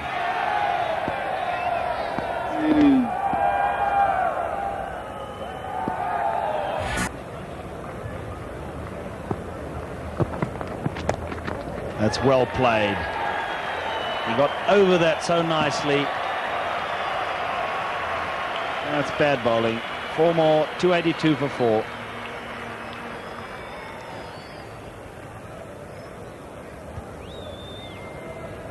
Gets him away from Nelson. Gary Kirsten in fine style. Yep, he's going to go for it again. Jonty Rhodes is back in a flash for the second. Unbelievable running by him. From the moment he hit it, he knew he wanted to, and he really never even looked. He just touched base at the other end and was charging back.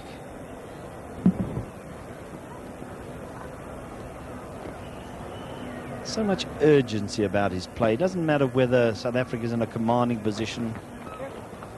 Oh, this is 4 more. Huge gap there, because again he's bowling to only 3 men on the onside, and Lara is fairly wide at mid-on, and there's a huge gap back past the bowler. Well, this is disappointing. Trying to bowl a Yorker. If it wasn't a Yorker, then it was an awful delivery at medium fast. I just think there's a lack of discipline. When you're that sort of medium fast bowler, you have to hit the deck on a very good length and line, and you have to try and frustrate the batsman. Another cracking shot by Jonty Rhodes. On bounce 4 to mid-wicket.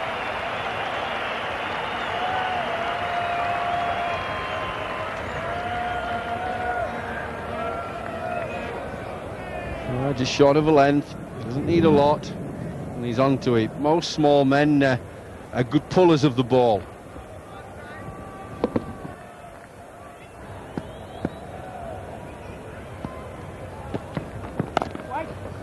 It's a brilliant shot from Rhodes. Superb. Everything right about it.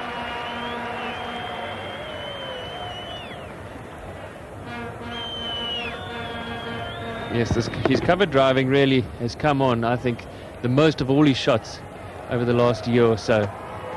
Always very good on the short ball and the pull in particular, but his driving has just been excellent. Saw him say to Gary Kirsten then, did that sound all right? As if he's got to worry about his bat. Yeah, it's terrific cricket. The power of the cover drive made the mid-off hold back just a little bit. Pinched a single. 306 for 4.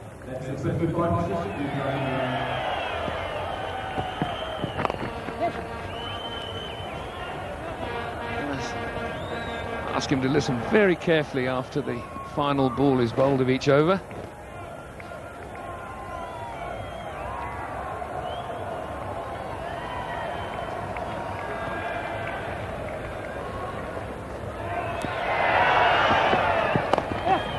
Again, superb, absolutely superb. Whether it was quite intentional or not, I'm not sure, but it looked as if it was slightly slower. And Jonty Rhodes just delayed his shot a fraction.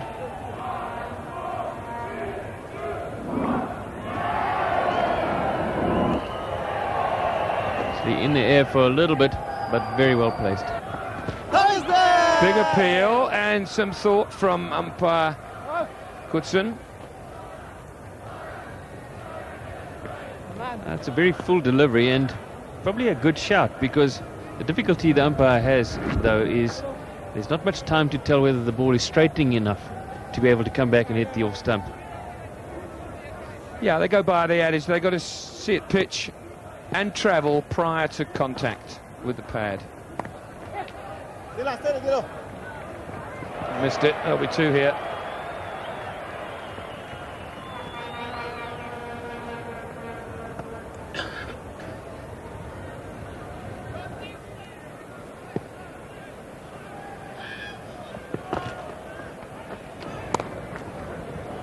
That's beautifully played, that's 4. And over, 326 for 4.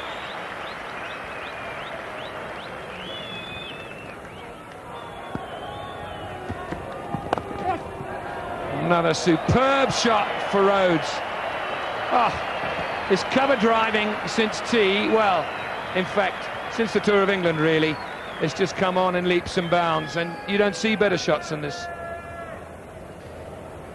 He gets such power because his weight distribution is so good. He's going forward into the shot as opposed to trying to lean back on the cover drive.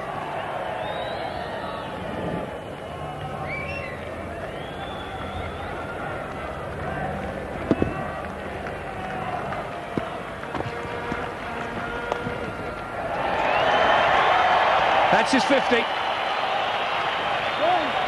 And electrifying 50 it's been. Tremendous entertainment for this capacity crowd. His 12th half-century in Test cricket to go with 2 centuries. Well played, Jonty Rhodes.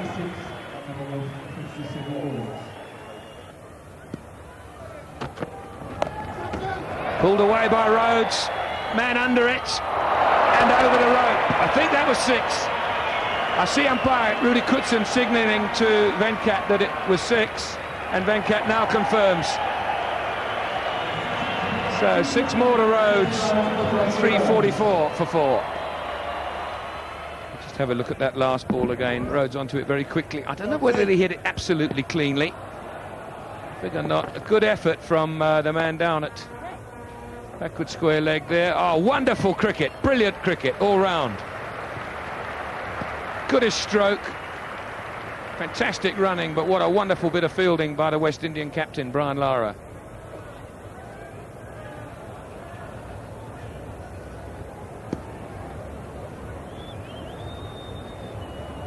Lara going to his left, one-handed pick-up, and a perfect throw.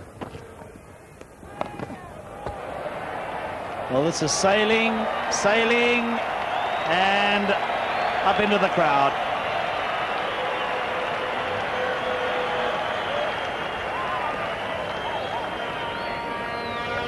I know the situation of the game, there's no pressure on him, but this has been a fantastic innings from Jonty Rhodes.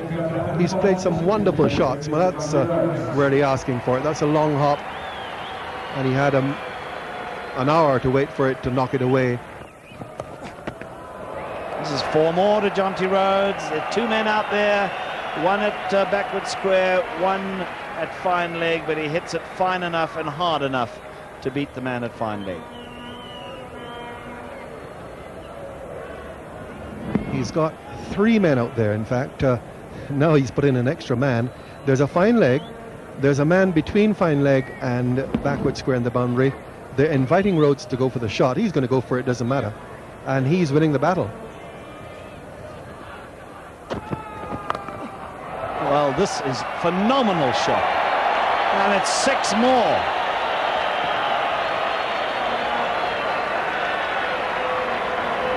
I think you can safely say that the ploy has failed. Tremendous blow, 371 for 4.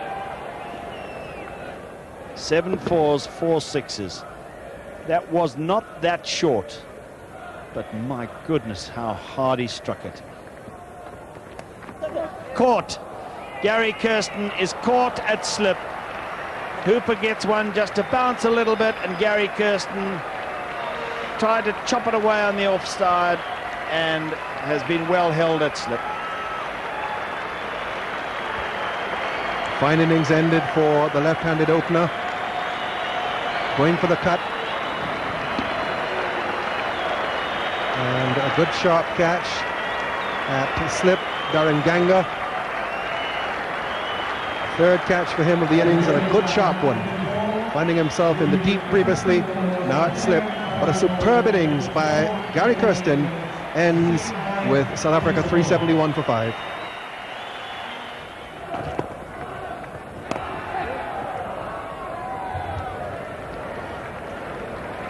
Sean Pollock immediately off the mark, just pushing Hooper out into the covers. Jonty Rhodes goes on the reverse sweep and has picked it up magnificently. 4 runs. Saw Hansi Cronje try and play one earlier that he made a hash of, but he was in position so early for this. Another remarkable shot by the remarkable Rhodes. We saw a quite special innings yesterday from Brian Lara, and in its own way, this is just as special. There he's gone for another one, and it's sailing again. 2 men there. All they could do was look up into the skies and watch it go over the boundary. 6 more to Jonty Rhodes. Unbelievable stuff, this. 387 for 5.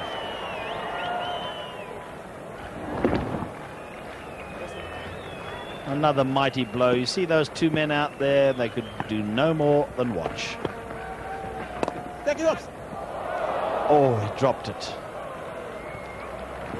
Dropped it. Hooper has toiled long and hard today, and he might well have deserved that wicket. Difficult catch, but he got enough right hand on it, and he's a very good catcher. But as he hit the ground, it just popped out. Now, we've had the whole business of whether Jonty Rhodes is on 95 or 97 cleared up. Robin Jackman has been ferreting around, and he went and spoke, first of all, to Hansi Cronje to say to him, you know, this might be the case, and he might be docked 2 runs because it was quite clear that that 6 did not carry the boundary. And here we watch play continue, and Jonty Rhodes gets a single. Robin Jackman then went to the 3rd umpire and said, what's going to happen? The match referee, Rajan Madugala, was there, and they all said that because it was not changed before the next ball was bowled, he will be credited with a 6, and he is in fact on 97 as he is now. And Hansi Cronje, I think, is going to, just to play it safe and prevent any sort of controversy, has indicated that he might wait until he gets 102. And what's he got now? He has got 6. Jonty Rhodes does it in the most magnificent way you could ever imagine. He leaves nobody in doubt whatsoever by hoisting it over the boundary again. Up goes the bat, They walk from the field immediately. They don't even wait for the skipper's signal. An absolutely exhilarating century from Jonty Rhodes, and his 6th six.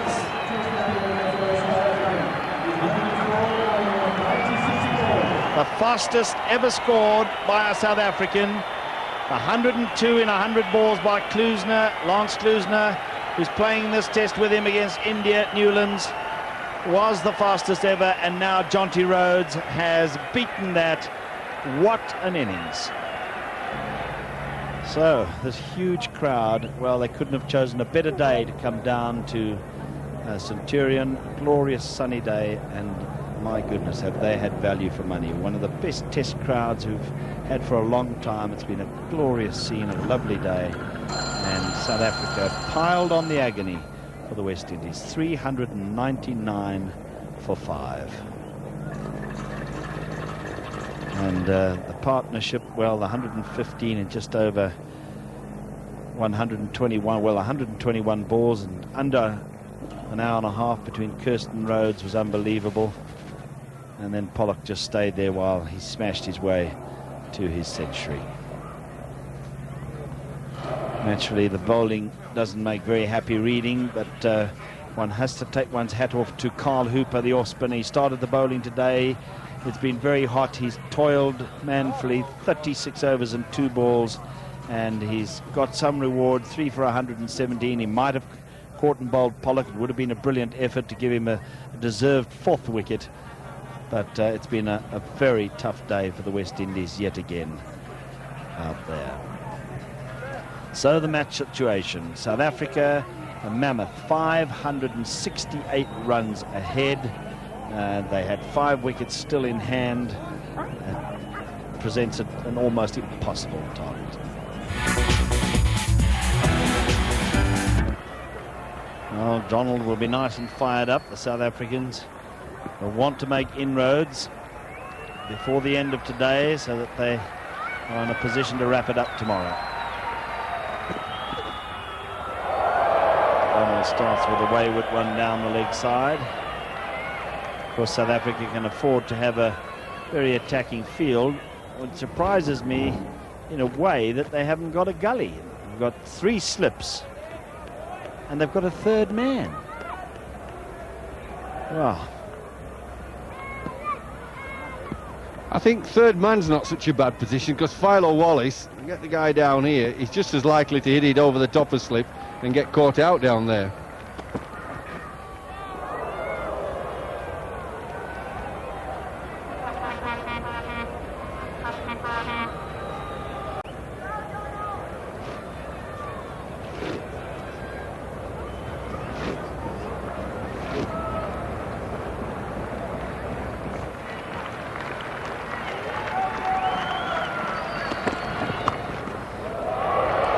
Wallace is, despite the situation, he's quickly onto that one, and he whacks it away backward a square for 4. Well, I did say that he's an explosive type of player. He just plays his shots. He's a striker of the ball, got a good keen eye. Not much footwork. This one's short of a length, so he can pull it, but his biggest problem comes when he has to get forward. He plays with an almost non-existent step forward, stiff left leg. And a poor series, top score of 21. Is he caught? Yes! On 5 cat. And Allan Donald started with 2 loose ones down the leg side. Then he was whacked for 4. Another one down the leg side. This time, Philo Wallace gets something on it. And a nice low diving catch by Boucher. And South Africa have struck in the very first over.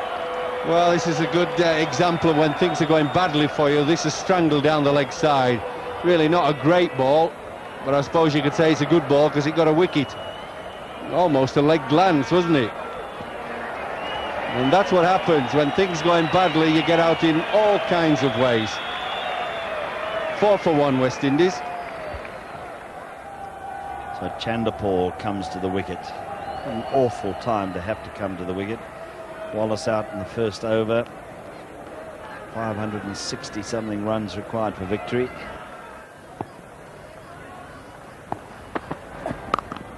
Well, he's hit that beautifully in his area, and the first boundary to Chanderpaul.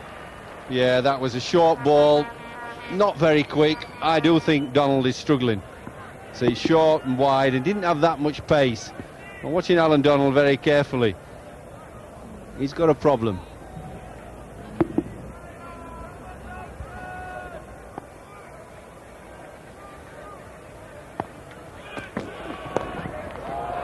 And now he's got a field.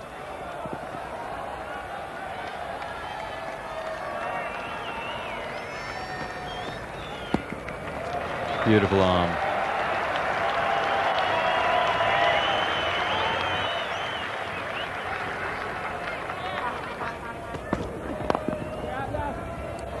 That's nice timing. Gibbs in pursuit, and only 2.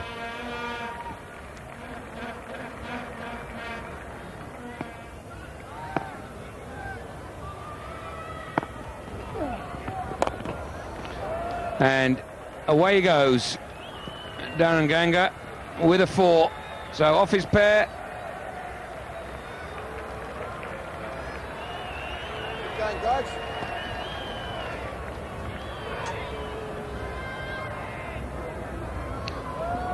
It's too short. Paul Adams got to say to himself that I'm the best spinner in the world. If you don't think like that when you're playing at this level, you're going to be in trouble.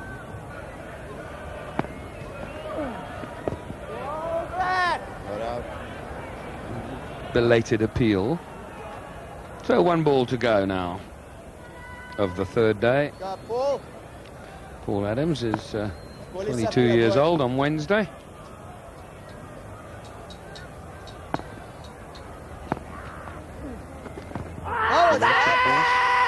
It's also a good appeal. Not out, says umpire Rudy Kurtzen.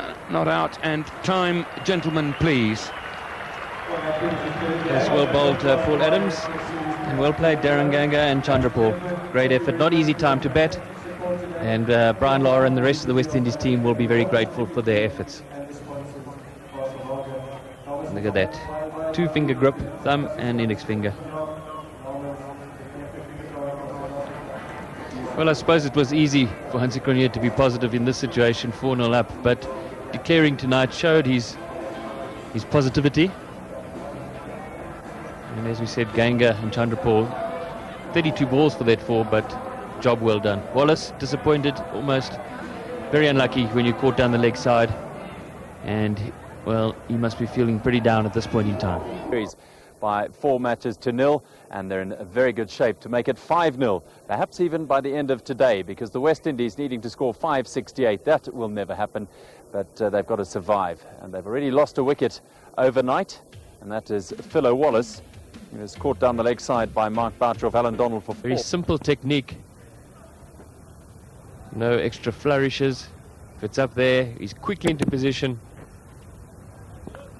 doesn't shuffle around the crease much.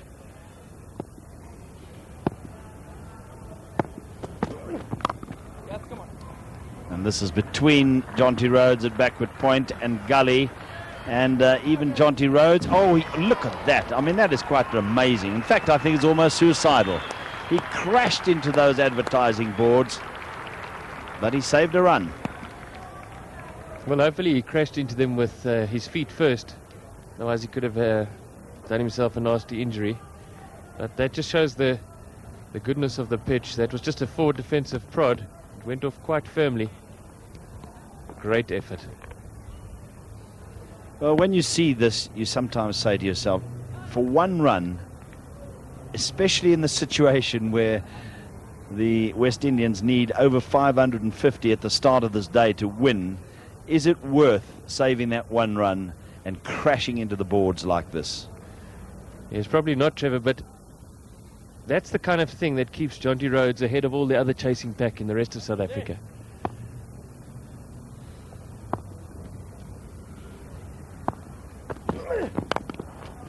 Well, this is going to be 4 more.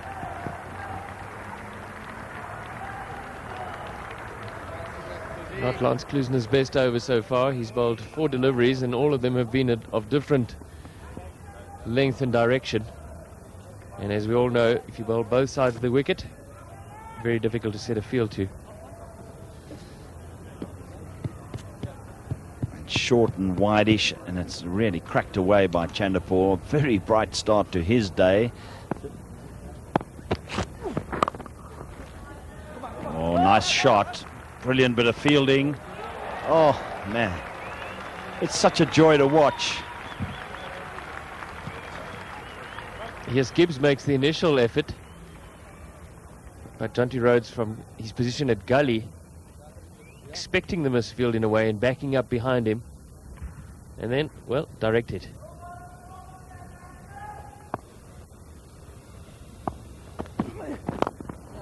Put away through mid-wicket this time by Chanderpaul. Well, while the South Africans were out there practicing their fielding this morning, and they did so for all of 40 minutes or so, these West Indian batsmen were having a good net. And you can see that because Chanderpaul has come out and he is looking in fine form. He has taken advantage of an over-pitch delivery. Not much swing, or hardly any swing. That's a good one. A very good bouncer indeed from Lance Klusener. He won't have taken kindly to 15 runs coming from his first over of the morning, and this is a typical response from him. Yes, well directed. Chanderpaul plays it well. Keeps his eye on the ball, which is most important.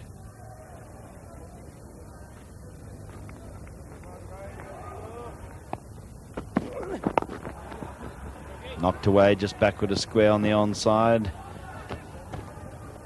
Hansie Cronje and Paul Adams both after it. Hansie gets there first, with a couple to Chanderpaul. And another 6 runs from that over, 39 for 1.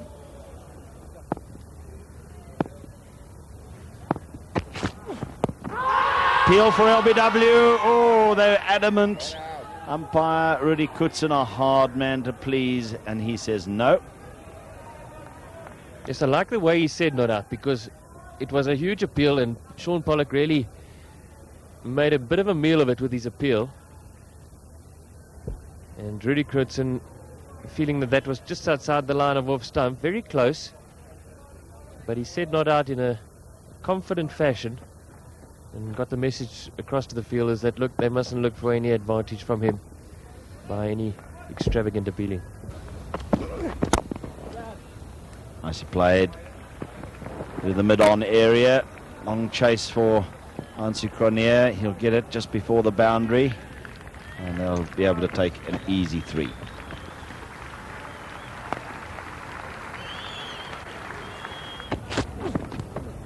Oh, a big appeal here for a caught behind. I think it might have come off the pad, and it will be another good decision, I think, here from umpire Rudy Koetsen.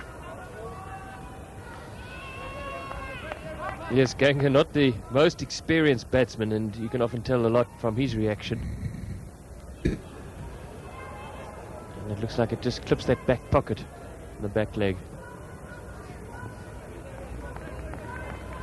Very good sound. It wasn't a dead sound like that often happens if it brushes the batsman's body. More of a click noise.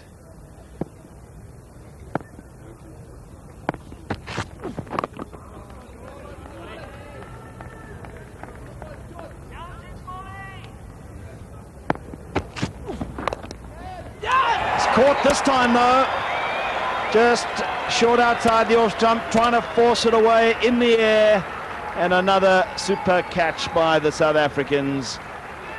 And now Ganga has gone for the 6th time to Shaun Pollock in the series.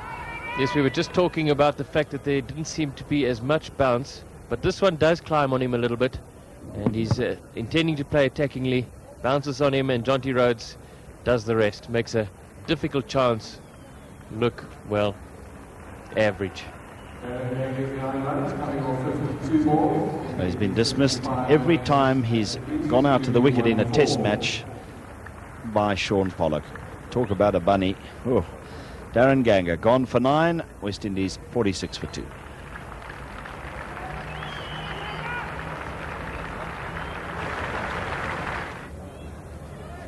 Meanwhile, Brian Lara has arrived at the wicket, approaching his 5,000 runs.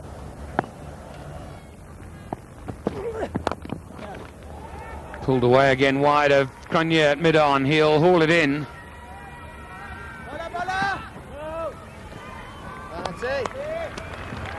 Wonderful throw on the turn.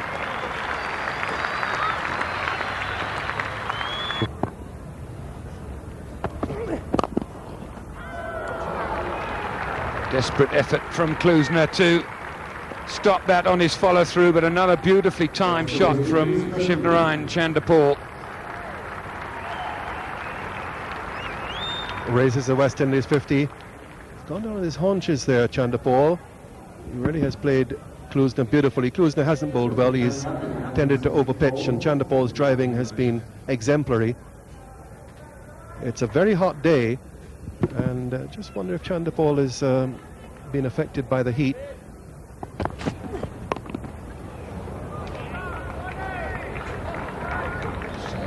Very interesting contest this. Lara having to be absolutely on his game in terms of concentration. Pollock mixing it up in terms of length and line.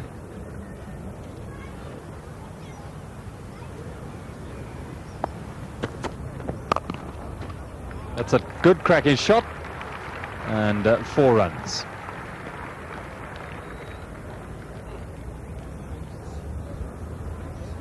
Well, gentle medium pace, and he just smacked it away. I must say I'm a little puzzled this morning that Jack Callis hasn't bowled a great deal more. I would have opened up with him. Oh, it's a new bowler here, Jeffrey. That's a magic ball. Been wasted on you, that, Gerald. You'd have never got a nick on this. Like Brian Lara, all great. Absolutely, all the great players have missed that. Look, got him feeling it. You could say it's a little wide by the time he went to play it, but it was the quality of the bowling. It bounces on him. Look, when it gets to there, he's got to play. Then it keeps going and bouncing, swings afterwards.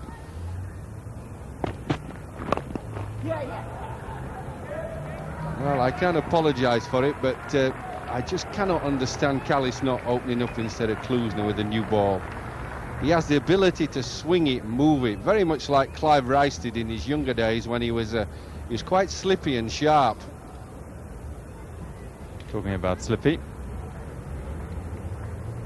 Trying to hook it back with his feet there.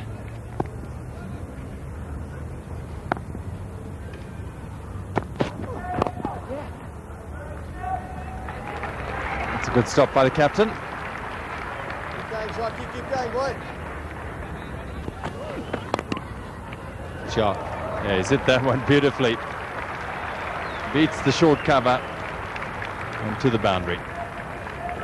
He's got such a good range of shot as Brian that he's going to score somewhere.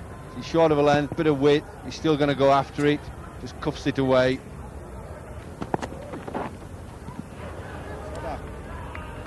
Not a bad over. 64 for 2.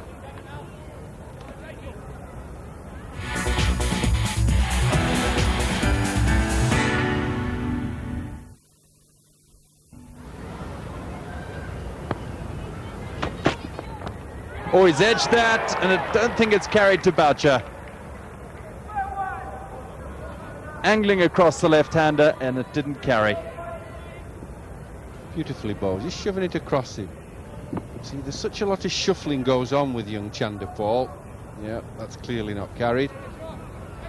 I think he's a good player, but 3, he wouldn't be my prime candidate. I think at number 5, he's a much better player. A little bit of shine off the ball.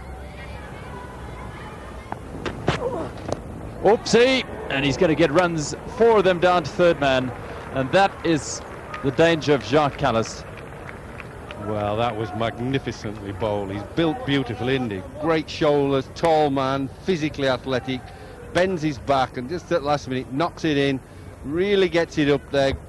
He's so lucky, is Chanderpaul. Caught him by surprise. No luck for the bowler, but a magnificent delivery. Bends his back. Yes, it just ran off the face He's gone for that one. It's in the air. Cronier's running around. He's out. And a great breakthrough. And Callis is the man who engineers it. Chandapal goes. And an absolutely vital wicket. Delight for South Africa. Well, I probably would like to say that that's not the smartest thinking I've seen by Chandapal, but you've got to give a lot of credit to the bowler. Didn't he bowl well the few balls before, setting him up, creating problems, then he makes him miss full, and that's really clever bowling. Give the bowler a lot of credit for working Chandapal over. What a cricketer he is. I wish Yorkshire had taken my advice and signed him up 2 years ago. Nice little innings, but it's still West Indies 68 for 3.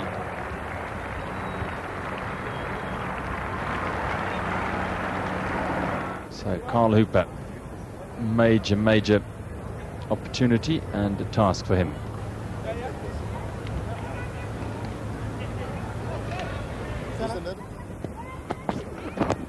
Very full, and in the end very well stopped by Boucher. That was flying down the leg side.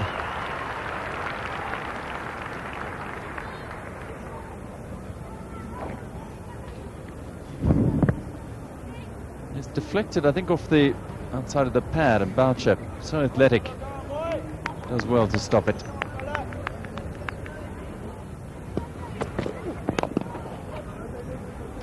Call a wait, he's going to get runs now. Cronje diving. That ball will roll to the boundary, I think. This ground slopes down towards the boundaries all round and almost gathers pace. 4 runs to Hooper. Well, the one thing about Carl Hooper, he has such elegant timing. It's just like a little firm push, that's all it was. Little defensive push, in nice control.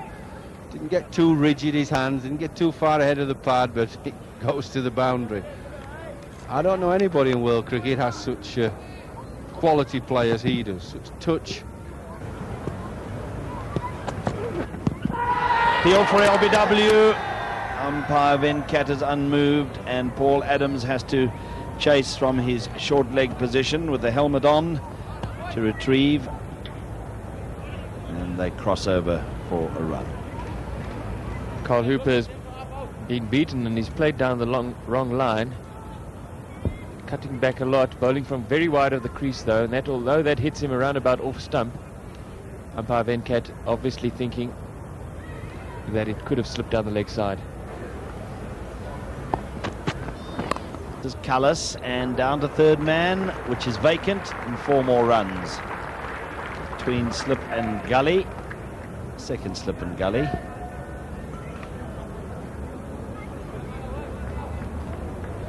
Yes, this is probably, even if there was a third slip in place, not going to carry to third slip, bouncing well short.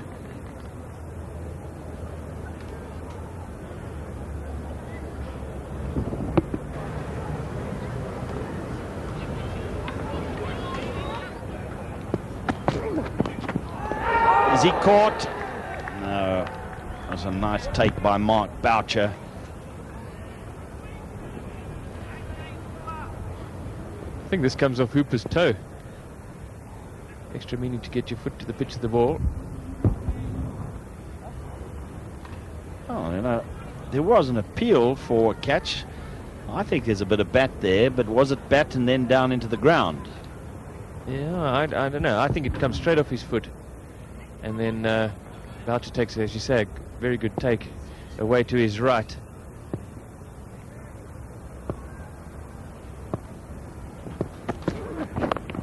Oh, that's a good delivery. Every now and again, quick bowlers get 1 or 2 to stand up. 80 for 3.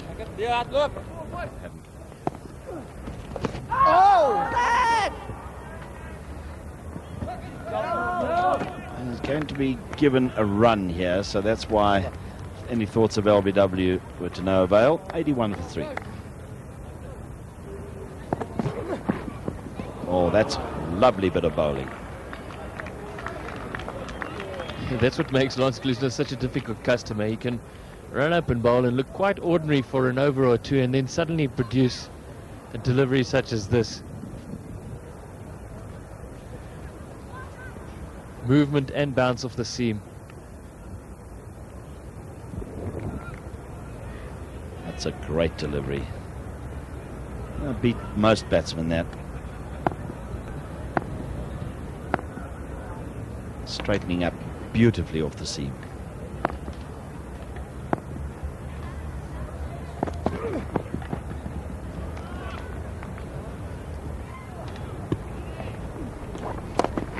And he hammers this one away through mid-wicket for 4.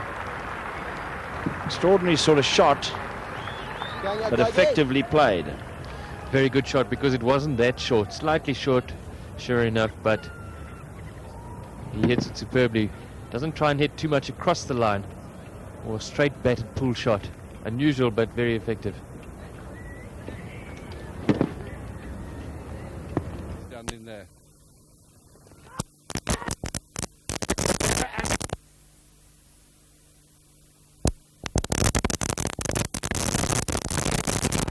Lara, LBW, bowled Adams. Well, Brian Lara's not only disappointed but puzzled at that, and so am I. It looked a very strange decision. So he's playing a shot.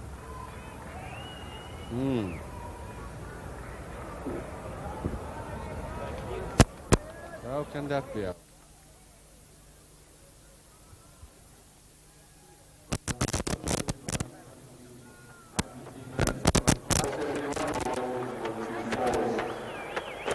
We'll see a lot of that. Brian Lara's not the only one who's puzzled by that dismissal. That really is a freakish, unusual one. 86 for 4. And Floyd Reefer, a left-hander.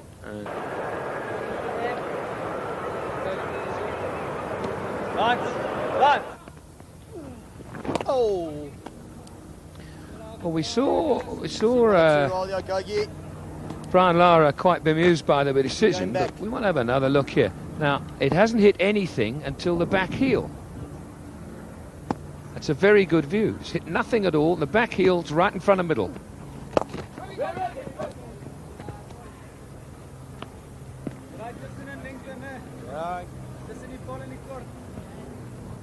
Here, Jeffrey.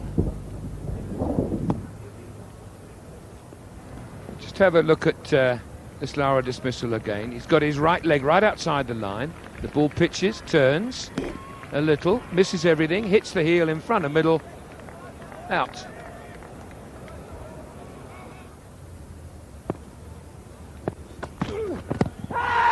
Another big shot this time. Now, we were talking about angles just now, so this is going to be really interesting to have a look at. But what a double blow for South Africa. Lara 1 over, Hooper the next. Yeah, I think the difference here, it's almost a half volley and he's missed it. It's that far up. If we watch it, he's wide of the crease. It's up there. He could have got forward to that.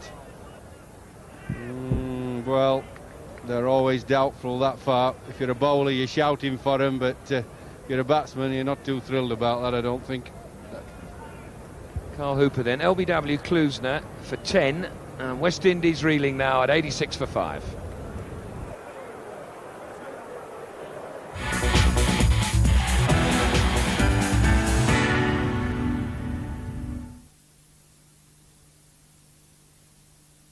Change to close up? Sure. Close up. जरूरत सभी की. ज्यादा देर तक TV देखकर थक गई ना आंखें? ले आइए LG कलर टीवी जिसमें है गोल्डन आई टेक्नोलॉजी जो बदलती रोशनी के साथ खुद को बदल कर दे परफेक्ट पिक्चर ताकि खाने की चीज सिर्फ खाई जाए. LG गोल्डन आई सुप्रीम, इसकी अदा सबसे जुदा. LG proudly sponsors the '99 Cricket World Cup. LG.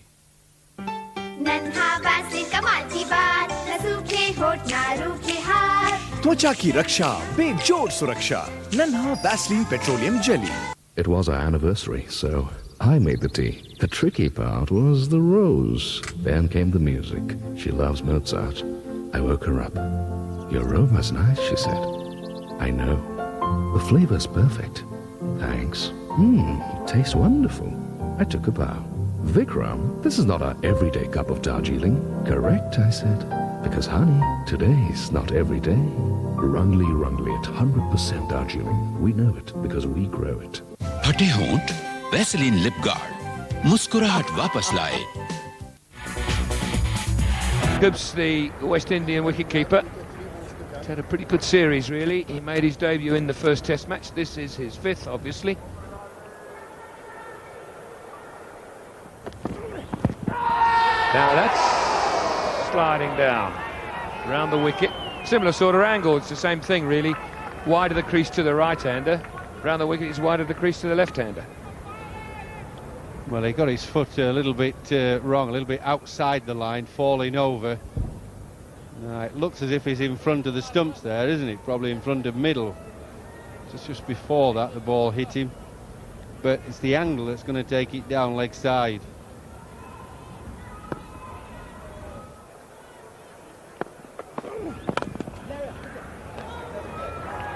Runs here. 4 of them. And the end of the over, 89 for 5.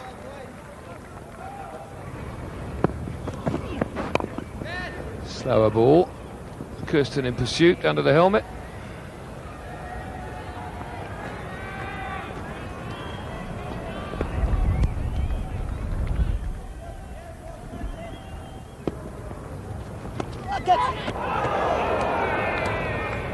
A much quicker ball, and it's beaten everybody. Well, that looked like his top spinner really fizzed it, did that. Woo. That would have caused a few problems to a real good batsman, particularly a right-hander. And whatever he did, he wants to do this again. Oh, was it the glove?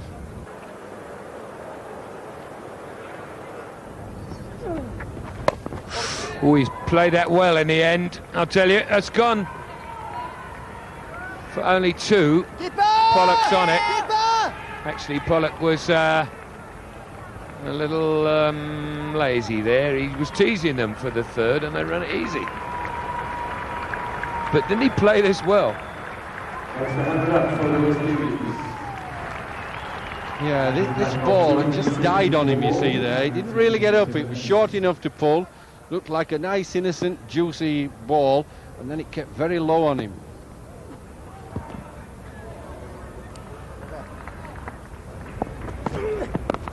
In the air. Adams chases, but he won't get there. So, at least Klusener's discovered one thing. Floyd Reef is prepared to have a hook. I think we might see another fielder go back there. I think he's also found out the most important thing, but he's a bit late on it and splices it up in the air. They all like to have a dart at it, don't they? They can't seem to let too many go. There's 1 or 2 bowlers here, Callis and this guy Klusener, who are a bit slippy. They get onto you a bit quicker than you think, and not too many times they hit cleanly for boundaries. It's flown past slip, got a lot of bat on it. Slip's perched up there very close, obviously, because it's a slow bowler. Good fielding from Callis, good chase. Still a commitment from the South African side, although they have this game by the scruff of the neck. There's no letting up. Well, this ball's short, so he could watch it, even though it went in the footmarks. He did it clean, but he got enough bat on it. And then the smart fielding.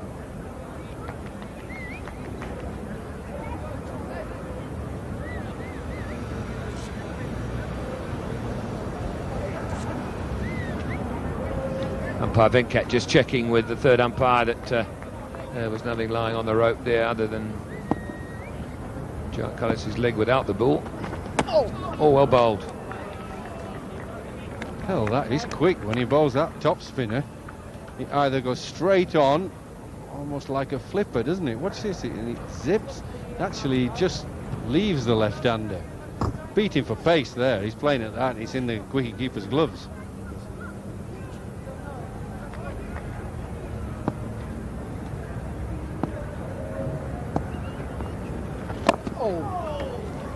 And then the Yorker. Stunned it, he did. through the covers. Lovely shot, 4 runs. Over-pitched by Adams.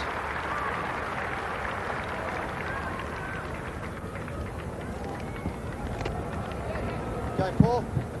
Glorious shot. Magnificently played by Jacobs. Overpitched. Always quick to put away the bad ball, really, Jacobs, and to recognize the good ones. Now he goes airborne, and he's brought it off again, and that's 4 more runs. Another very good shot.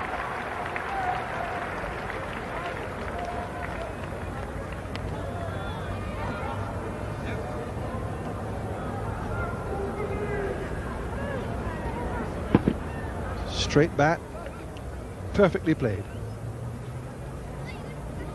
Going right through with a swing. Up and away.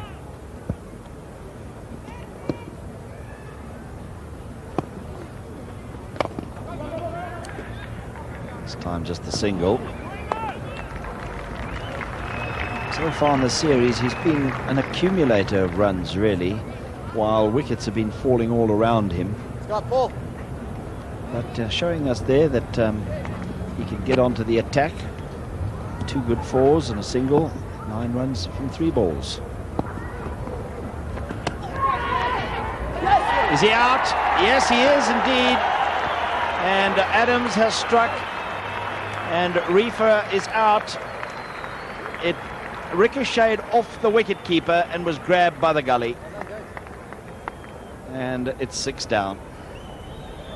Well bowled by Adams, faster ball. Reefer doesn't seem to be too pleased with the decision. Let's have a look. Flipped it through. He was on the front foot and off the keeper's shoulder. Catch, catch, catch, they say, and well held right-handed. Umpire Venkat had to raise the finger on the appeal. Reefer, another failure, out for 6. 117 for 6.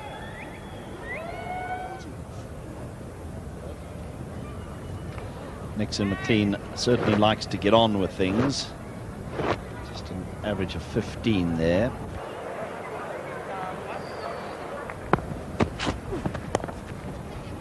This has got away between third slip and gully and will run down to the vacant third man boundary for 4.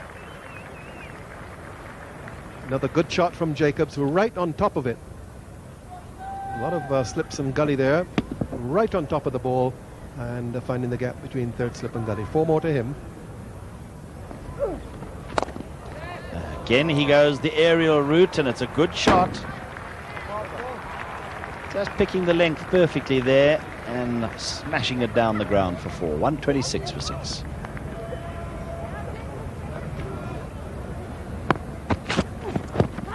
Heel for LBW. Difficult to get an LBW when he is bowling over the wicket to the left-hander. The first thing the umpire has to consider, has it pitched outside the leg stump? If it has, he doesn't have to think any further. I thought that. Jacobs did show the bat, and Pollock was just asked, did he hit it? And Rudy Kirsten said yes. And we can't be too sure with that, but just a little bit of a show by Jacobs indicated that perhaps that was what he was signaling.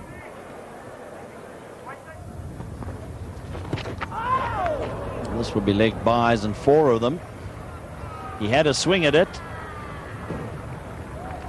and it deflects down to fine leg.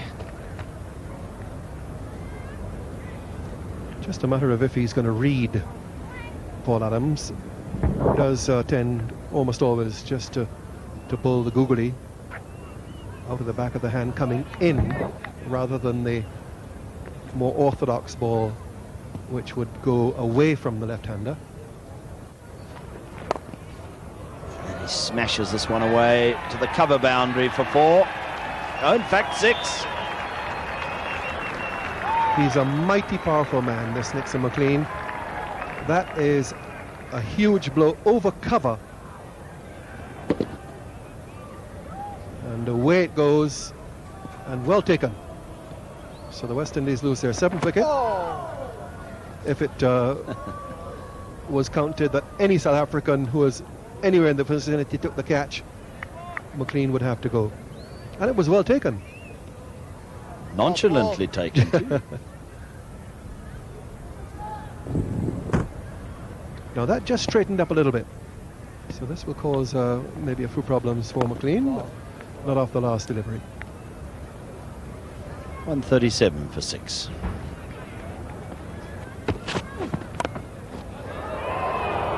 This is well played again because he hits right down on it, bounces up high over the heads of the men in the slip cordon, and they're able to get a couple of runs.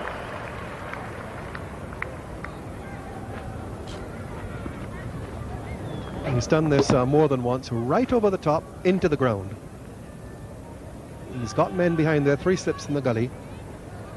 So unless he's on top of it, he's in trouble.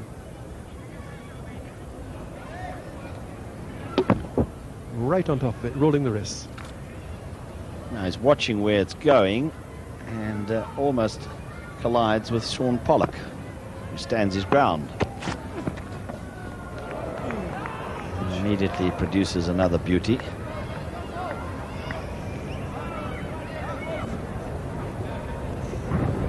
Well, he's bowling really well, Sean Pollock.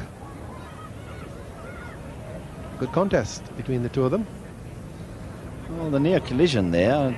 Sean Pollock doesn't want any more wounds. Already got 4 stitches that cut above his right eye after sweeping at Jonty Rhodes in the nets with a new ball Jonty was throwing to him, and it deflected up into his face. This one he's got away for 4. And he's playing that shot quite well. It's getting right over the top of it.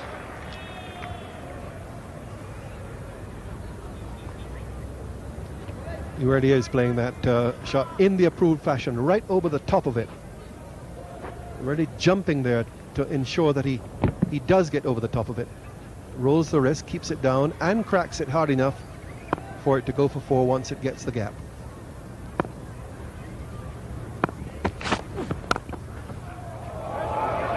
Misfield there by Herschel Gibbs, and that's 4. That's driven. Left-hander's square drive. And Herschel Gibbs for once missing it. Well, we're seeing another side of Ridley Jacobs, and every time we see him, he just enhances his reputation. That is a classic cover drive.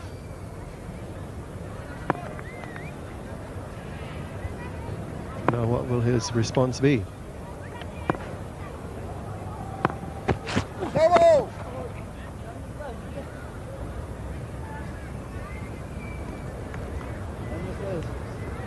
There's far too many of them.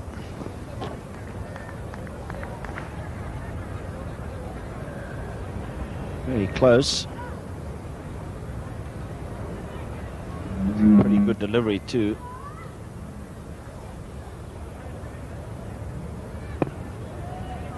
Five no balls.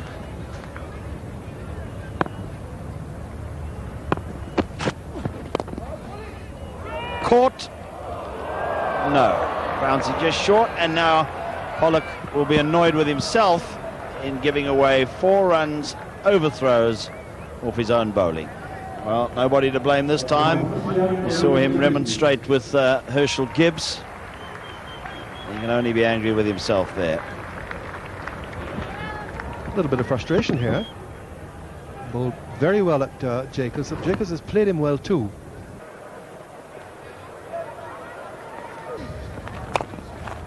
Immediately he's slammed down to the long on boundary. 2 there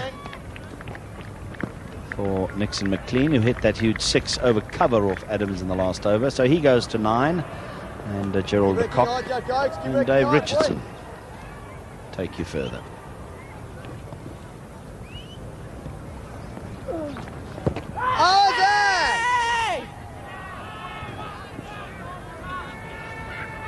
Thank you, Trevor.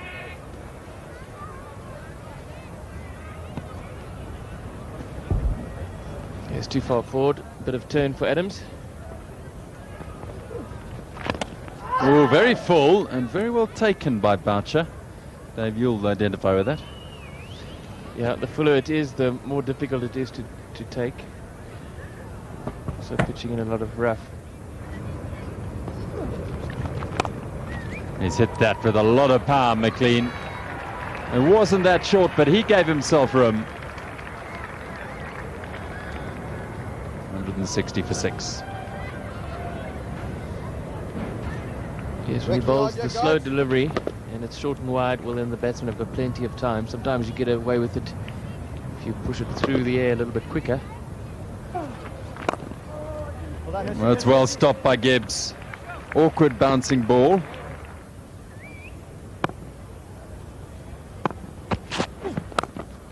Oh, that's a cracking shot to go to his 50 for Ridley Jacobs. And it's again richly deserved. This man has been one of the lone stars in this battling West Indies side, Ridley Jacobs. And he's completed another half-century. Fairly simple technique, back and across, but his weight is very evenly balanced so that if it is pitched up, he can get forward and play superb cover drives like that. He was running away from him. Full toss, 4 runs down the ground.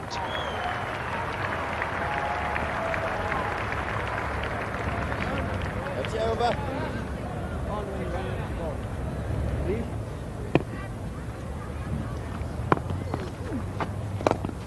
Oh, he's given that a huge belt, and that'll be 6.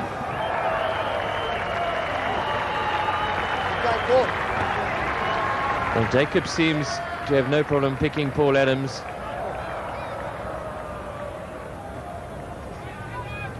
Complete confidence as he goes for that, hitting with the spin over mid-on.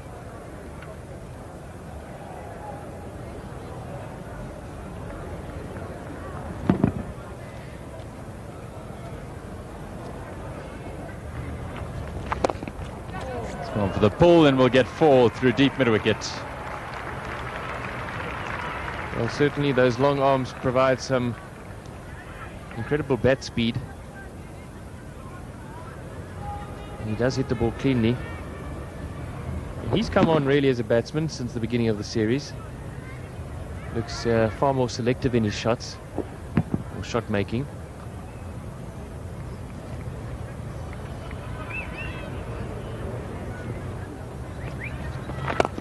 He's given that an absolute mow. And it's smashed away to the cover boundary.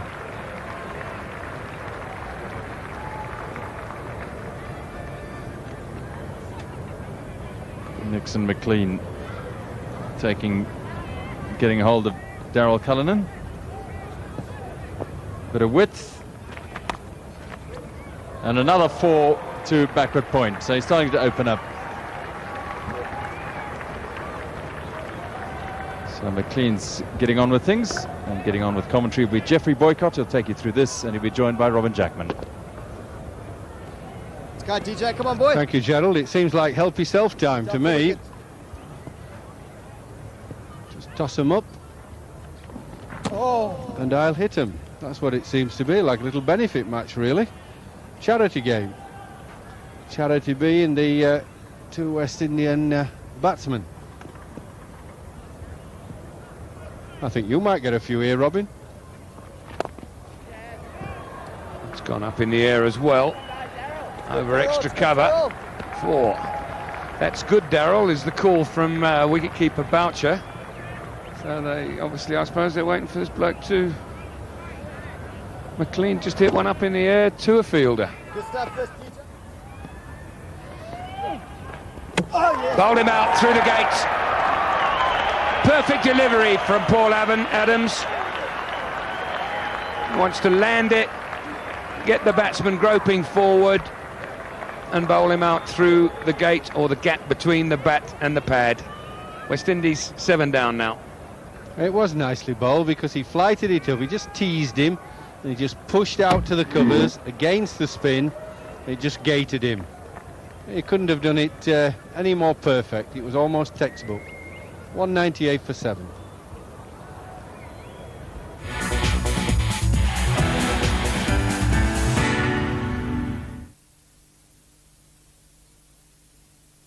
On the rugby fields of England, Division 1 does battle. 14 teams of 15 men in 80 minutes of brutal conflict. English Rugby Union, Friday on Star Sports. This rugby broadcast is brought to you by the famous grouse, the Scotch the Scots prefer. Body odor? Rexona deodorant. ज्यादा देर तक TV देखकर थक गई ना आंखें? ले आइए LG colour TV जिसमें है गोल्डन आई टेक्नोलॉजी जो बदलती रोशनी के साथ खुद को बदल कर दे परफेक्ट पिक्चर ताकि खाने की चीज सिर्फ खाई जाए। LG गोल्डन आई सुप्रीम, इसकी अदा सबसे जुदा। LG proudly sponsors the 99 Cricket World Cup. LG. गुस्सा आता है, बहुत गुस्सा। कल रात टीवी पे दिल है के काट दी, कैच कैच कैच। सभी टीवी प्रसारित पिक्चर दिखाते हैं कुछ हिस्सा काट कर। अब सैमसंग विजन प्लस टेक्नोलॉजी दिखाए पूरी पिक्चर बिना काटे। गुस्सा? अब कैसा गुस्सा? फेयरनेस विदाउट खूबसूरत त्वचा, जैसे लाइफ विदाउट टेलीफोन्स। पाइए खिला रंग और खूबसूरत त्वचा एक साथ, नया Pond's dream fairness.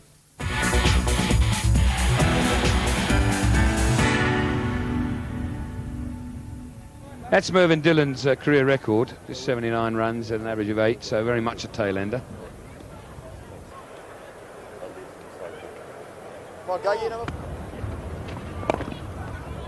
That's a good shot. One bounce, 4.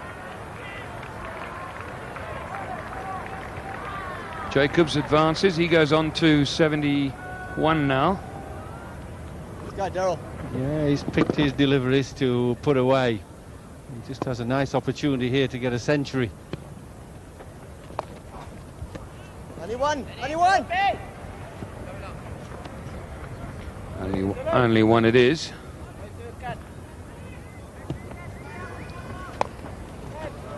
He's smashed that away on the onside. It was more of a heave sweep than anything else, but 4 runs, touch of the gloves, and the end of the over. 209 for 7.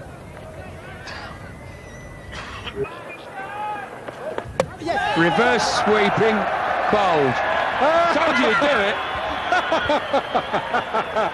Well, that's the best bit of cricket I've seen today, that. Ah, Mervyn Dillon hardly ever gets a test run trying to reverse sweep against Daryl Cullinan's occasional off-spinners. Now, this has got to be priceless, hasn't it?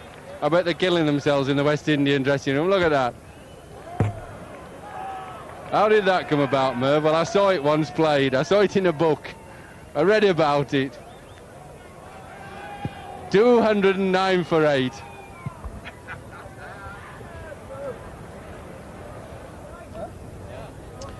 Reon King, right-handed. He was one of the LBW Donald victims with the ball keeping a little bit low in the first innings. Big appeal. Remember the angle he's bowling from. That's hitting full toss on the boot or pad or bit of bat, I don't know. But he can't assume it's going to turn. It's going to miss leg stump, isn't it? Good decision.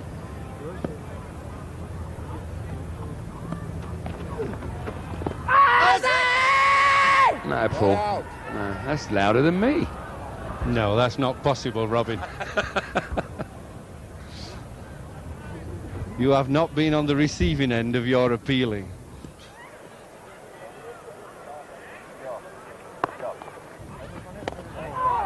Well, I think the idea was right. He's just going to help it along. But that's what he wants. He wants 2s and 4s. He wants to give as little bowling as possible.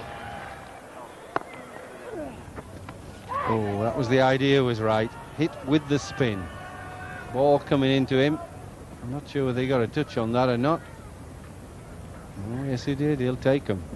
Every run gets him nearer to a century. He's gone.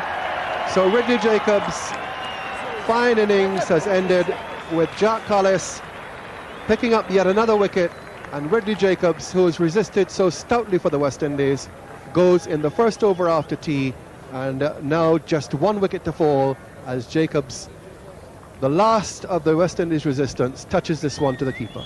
Yes, good bowling from Jacques Callis. You see the ball rotating there as he bowled a slow ball, getting it to pitch, bite a little bit, and then just go away from the left-hander, sufficient to get the edge.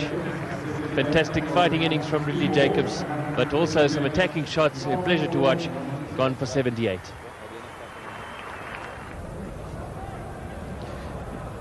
Yes, and I think that's a large measure as we look at Courtney Walsh batting career.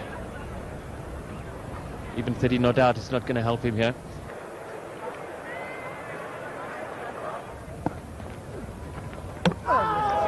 That's the end of the test match, and South Africa complete the first clean sweep the West Indies have ever suffered in a 5-test series. The whitewash has been formalized. Allan Donald comes onto the field, hugs, smiles, and congratulations all round as Paul Adams finishes off the test match with his 4th wicket. As the West Indies are all out for 217, here is how it finished. Cleverly bowled. The previous delivery quicker. This one held back a little bit, spinning away from Courtney Walsh. A huge big swipe is the best way to describe it.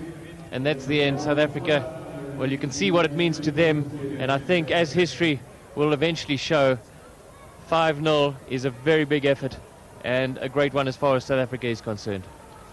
Brian Lara must be a crestfallen man, but still, he can find the sportsmanship to come onto the ground and greet the South Africans, congratulate his counterpart, Hansie Cronje, with handshakes all around. Plus the whole West Indies team, in fact, is out there, and that's a very good touch, because they must feel absolutely devastated to have become the first West Indies team in history to have lost a 5-test series 5-0.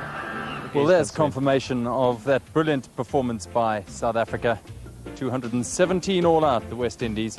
Once again, Ridley Jacobs head and shoulders above the others, if not in talent, certainly in application, with his 78. 43 from Chanderpaul, but I'm afraid the cause was lost when Lara and Hooper went in the middle of the day, just after lunch, both LBW. Boyd Reefer never looked the part, really. The partnerships, well, only the one between Nixon McLean and Ridley Jacobs, but again, too late, the 7th wicket, 81. And the bowling for South Africa, well, Donald hamstrung, but Pollock, Klusener and Adams coming to the party, and Jacques Kallis always troubled the batsman to take 2 for 12. A really top-class performance by Paul Adams. Well, there it is. I tell you what, this is a really fantastic performance by South Africa. 351-run victory. And now, the big moment. He will take away a cheque for 25,000 Rand as winner of this match, 50,000, 100,000 in fact, as winner of the Castle Lager Series, and this magnificent trophy, Hansie Cronje.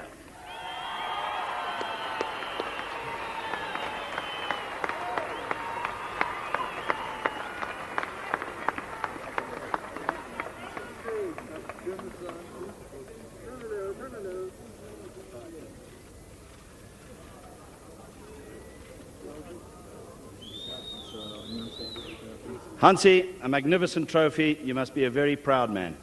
Yeah, very proud to hold this Castle trophy aloft, and I must echo what Jacques Kallis said. You know, it's been a long summer, 5 test matches, but it's been tremendous to play in front of crowds that have been so supportive, and it's good to see them supporting a winning team after the disappointment of England.